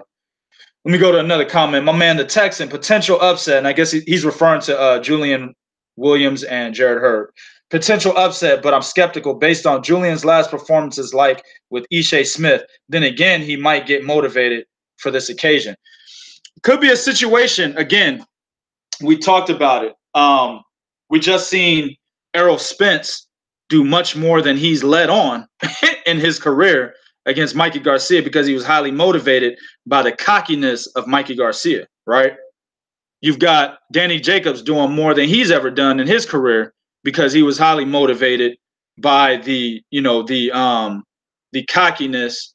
Well, I don't want to say the cockiness, but he was motivated by people not actually supporting him as much as he felt he should have been supported when he took the fight against Gennady Golovkin. You know what I'm saying? So, and then what I believe, my prediction, what Jarrell Miller is going to manifest in the ring June 1st against Anthony Joshua, he's going to be manifesting and exuding a hell of a loads amount of confidence because motherfuckers don't think he can win in his hometown. So you got to point the Texan. He can absolutely be that way. You know what I'm saying? And like I said, he's got the tools to actually pull off the win being backed by being highly motivated and doing a little bit more than we're used to seeing him do in his other matchups. Let me go to some more questions, man. I'm back. I know you ain't got to announce yourself, nigga. Oh, we didn't even know you was gone, motherfucker. That's a boy that My man Justin Quinn, and I said this earlier in the podcast. I said there are a lot of people that still believe this. He stated, Keith Thurman is the best welterweight with the best resume. Who wants to debate? Bo, you want to debate? No, because at the end of the day, well, I can debate that because Manny Pacquiao has the better resume. Yeah, Manny Pacquiao has a much better resume than Keith Thurman. Much better. Boxing, you know what? I'm gonna debate this because boxing is about what have you done lately. Yep. And even though, like, let's take Vasyl Lomachenko right now, right? So everybody got Vasyl Lomachenko as number 1 pound for pound. If all of a sudden Vasyl Lomachenko next 4 fights is a bunch of dudes ranked number 20 and one number 30, no, there's no way that he'll be able to hold that number 1 pound for pound spot doing some shit like that. Right. Okay. So just because he has a resume where, and I get what you're saying, he got Danny Garcia on that resume, he got Sean Porter on that resume, right? But lately, no, man, Keith hasn't been looking like one time. He hasn't been looking, like that dude that everybody felt was going to take over the division. So I can definitely make the case that he's not the best welterweight. Hell, I can look at fucking, like you said, Manny Pacquiao still in the game, and we hold Manny Pacquiao resume up next to Keith. I guarantee you, dog, before we even get to what Pacquiao made it to 147, goddamn, we gonna stop. Yeah, right. We gonna stop. So, and then him dropping that WBC belt, that holds a lot of weight. Yeah. See? Well, I mean, he dropped a comment and then dipped out. Hopefully he didn't. If you still here, Justin Quinn, you can respond. But that's what a lot of niggas do. They drop a comment. Yeah, who want to debate, motherfucker? Let me get up out of here. You know what I'm saying? Listen, Bo went at the whole resume standpoint. I'm gonna go at the skill standpoint. I don't think Keith Thurman is more skilled than Errol Spence. Absolutely not. I think Errol Spence showed a different kind of dynamic in the ring against Mikey Garcia, in which if I thought he was gonna beat Keith Thurman before, I think he really beats him today. You know what I'm saying? I always thought that was a close fight. I was always leaning towards Keith Thurman by split decision because I felt like Errol Spence didn't portray enough head movement, didn't portray enough lateral movement in the ring, and didn't portray enough boxing ability from the outside. He was always a guy that was trying to come in at mid-range to close distance, trying to go to the body too much. And I felt like he was going to take a lot of punishment from a Keith Thurman who was going to be boxing from the outside like he did against Danny Garcia for the majority of that fight. But now that I've seen Errol Spence do what he did against Mikey Garcia, I don't know, bro. I got Errol. You know what I'm saying? Keith Thurman's biggest weakness is Errol Spence's biggest strength. Yeah, exactly. Body. Listen, when Sean Porter says, I thought he was going to fold, but he withered it out from that body shot he took against that guy he just fought. Who was that he just fought? Thurman. Who was that Thurman just fought? Josecito Lopez. Josecito Lopez. Listen, hold on. This is what you guys got to understand. Dog, when Josecito Lopez hurts you with a body shot, my nigga. Josecito Lopez. When Josecito Lopez hurts you with a body shot, that's when you know your ass is tender. You know what I'm saying? Your ass is like steak that motherfucker been marinating all night to sit on the barbecue grill the next day. Yes, sir. Just licking their chops, bro. Right. You licking your chops like, man, I can't wait to bite this steak. So when that happened, when Josecito Lopez hit you with a body shot that have you visibly hurt and on your bicycle, like you immediately go into safe mode. Right. Survival. No. Right. Well, I'm giving Keith the benefit of the doubt. Like I said, even against the Manny Pacquiao, the Manny Pacquiao fight, I'm giving Keith the benefit of the doubt. I believe that he can defeat Manny Pacquiao. I believe that he's got the ring rust off. I believe he understands that Manny Pacquiao is a much more difficult fight than fucking Josecito Lopez. But all of these is speculation on my part. I speculate that Keith Thurman has knocked off the ring rust. I speculate that he would be taking the Manny Pacquiao fight more seriously than he did Josecito Lopez. Hell, I don't know how serious he took the Josecito Lopez fight, so I'm shooting in the dark on that one anyway. Even if he took it serious at all. Yeah, you know what I'm saying?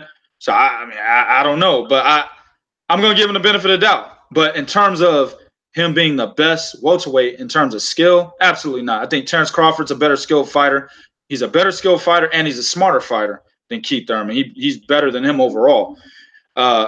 Errol Spence and Keith Thurman, I believe the physical abilities of Errol Spence are better than Keith Thurman's. Now, in terms of the brain, I still question whether or not Errol Spence has an elite level thinking ability. Right. I still think he's still on the B level when it comes to his thinking ability. You know what I'm saying? So I don't know if Thurman edges him out mentally or not, but I know physically, absolutely. Yeah. So Keith Thurman to me is probably like the third best welterweight out there. I agree with that statement. All right, let's see what else we got, man. I'm gonna take one more. What did Eric say? At the rate Spence is moving, that's gonna change. Yeah, Spence stops Keith. He's all wrong for Thurman. Yeah, absolutely. Mike said on Twitter, Joseph Diaz and Tevin Farmer going at each other. When the fuck is Tevin Farmer not going at somebody? First it was Tank, then it's John O'Carroll, then it's fucking Steve Kim, now it's Joseph Diaz. He's always going at somebody. He's always going at somebody, man. Word up. My man Eric says Spence versus Thurman will end like Cooley High under the L. Under the L train. That nigga gonna take that. He gonna take that shot to the temple. Yeah. Yeah. My man gonna take. That was a fucked up part of the movie, dog. You know what? I was hurt, bro. Hey, his boys was a bunch of hoes, though. Hoe ass niggas, bro. It was always running. Yeah. Like that dark ass nigga with the glasses that couldn't get no pussy the right way. I couldn't stand that nigga, man. Yeah. Okay, he had the light skin broad. He was trying to fuck in that movie. Yeah. No, he wound up banging in the movie. He ended up fucking her, but that nigga was whack though, bro. Like it took the nigga like the whole year. You know what I'm saying? You know, his boys were some hoes. His boys were some hoes. So, man, he was always running. And my man, because my brother's mama went to Cooley High. Oh, okay. They turned it into a bologna factory. I think one of them, Oscar Mayer or something like that. Yeah. And she was at Cooley High when that happened. She was at Cooley High when that went down, man. Mm. And that dude had hands. And but his boys was a bunch of hoes though. Them niggas ran every. Well, I mean, they let the nigga get jumped and shit, bro. That's the type of shit we don't let happen around here. No. You know what I'm saying? Nigga, I'll fly to Chicago if I get word that niggas is trying to get at Bo. Give me a couple days, nigga. You know what I'm saying? That almost happened for us. Yeah. Oh yeah, absolutely. That's a whole nother story. Y'all don't know what be going on over here at Three Kings. Hell yeah. All right, man. We're gonna end it right here, man. Another one. What is this? Episode 14, man. Guys, please like the videos if you like the podcast. Share this shit. We need to get more people in here watching this shit, man. This is the dopest podcast on YouTube, and y'all know it, man. We cover all 17 divisions. We give you the real, straight down the middle, raw and uncut. We don't give a fuck who's listening. Nope. If the kids are listening, tell them to take the headphones off and get in the bed, dog. It's 11 o'clock at night Eastern time, bro. 11:41 actually, nigga. It's almost 12. You know what I'm saying? It's almost 12. Kids shouldn't be up listening to this shit any fucking way. All right. You know what I'm saying? So go ahead and like the show so we can get that shit pushed all over YouTube and more eyes can see it, more ears can hear it, and share it. All right. Also, go see us on Twitter at 3 Kings Boxing, Instagram at 3 Kings Boxing, Facebook.com/3 Kings Boxing. Also, everything that this podcast and everything we do is a subset of the website we have going on, 3kingsboxing.com. Go over there, check out the articles. If you don't like all the shit talking we talk on here, check the articles out. Basically, everything we talk about on here is in article format there. No cursing, no spitting, no biting, no smacking ass. None of that happens on 3kingsboxing.com. All right. Also, don't forget this podcast every Monday and Thursday at 8:30 Central Time, 9:30 Eastern Time. 6:30 Pacific, give or take 30 minutes. You know what I'm saying? That's because of me. Goddamn, I got good shit. Man, that could be shit ain't working right over here. That's anything. You give or take 30 minutes. We niggas, you know what I'm saying? Give or take 30 minutes. You know what I'm saying? Right. But we will be on. If we're not on by, 10 o'clock, 10:15 Eastern time, then we're not doing it. And we usually put a notification on Facebook to let everybody know. All right. Oh yeah, word up, word up. Last but not least, the disclaimers: fighters, fans, promoters, managers, and the hoes. If you got a problem with what we said, understand it's just entertainment. We don't mean 0% of it. We mean 100% of it. But it's entertainment. You know what I'm saying? So if you do got a problem, you can always come see me if you're at the fights. There's always a person with 3 Kings boxing at the fights. If you don't see me, you see my man Bo. You don't see Bo, you'll see Jarrell. You don't see Jarrell, you'll see one of them other niggas over there. You know what I'm saying? Always somebody with 3 Kings at one of these damn fights. You could take it up with one of them. Tell them. This is what I want you to tell them. Hey, man, I was listening to that motherfucking 2K podcast. Man, I heard nigga call me a bitch and a beta male, nigga. You know what I'm saying? Anytime nigga want to see me, nigga said I was sugary sweet. You know what I'm saying? Nigga said I was sugary sweet when I was talking about Adrian Broner and Tank. You know what I'm saying? I want to see that nigga. Hey, man, drop the, the phone number, email address, or maybe your house address. Drop that off with whoever you're talking to. I'll make sure I come see you. Real talk. And he will not. Yeah, exactly. It ain't just one deep. No shit. We fucking with y'all, man. We appreciate everybody in the chat, but we out.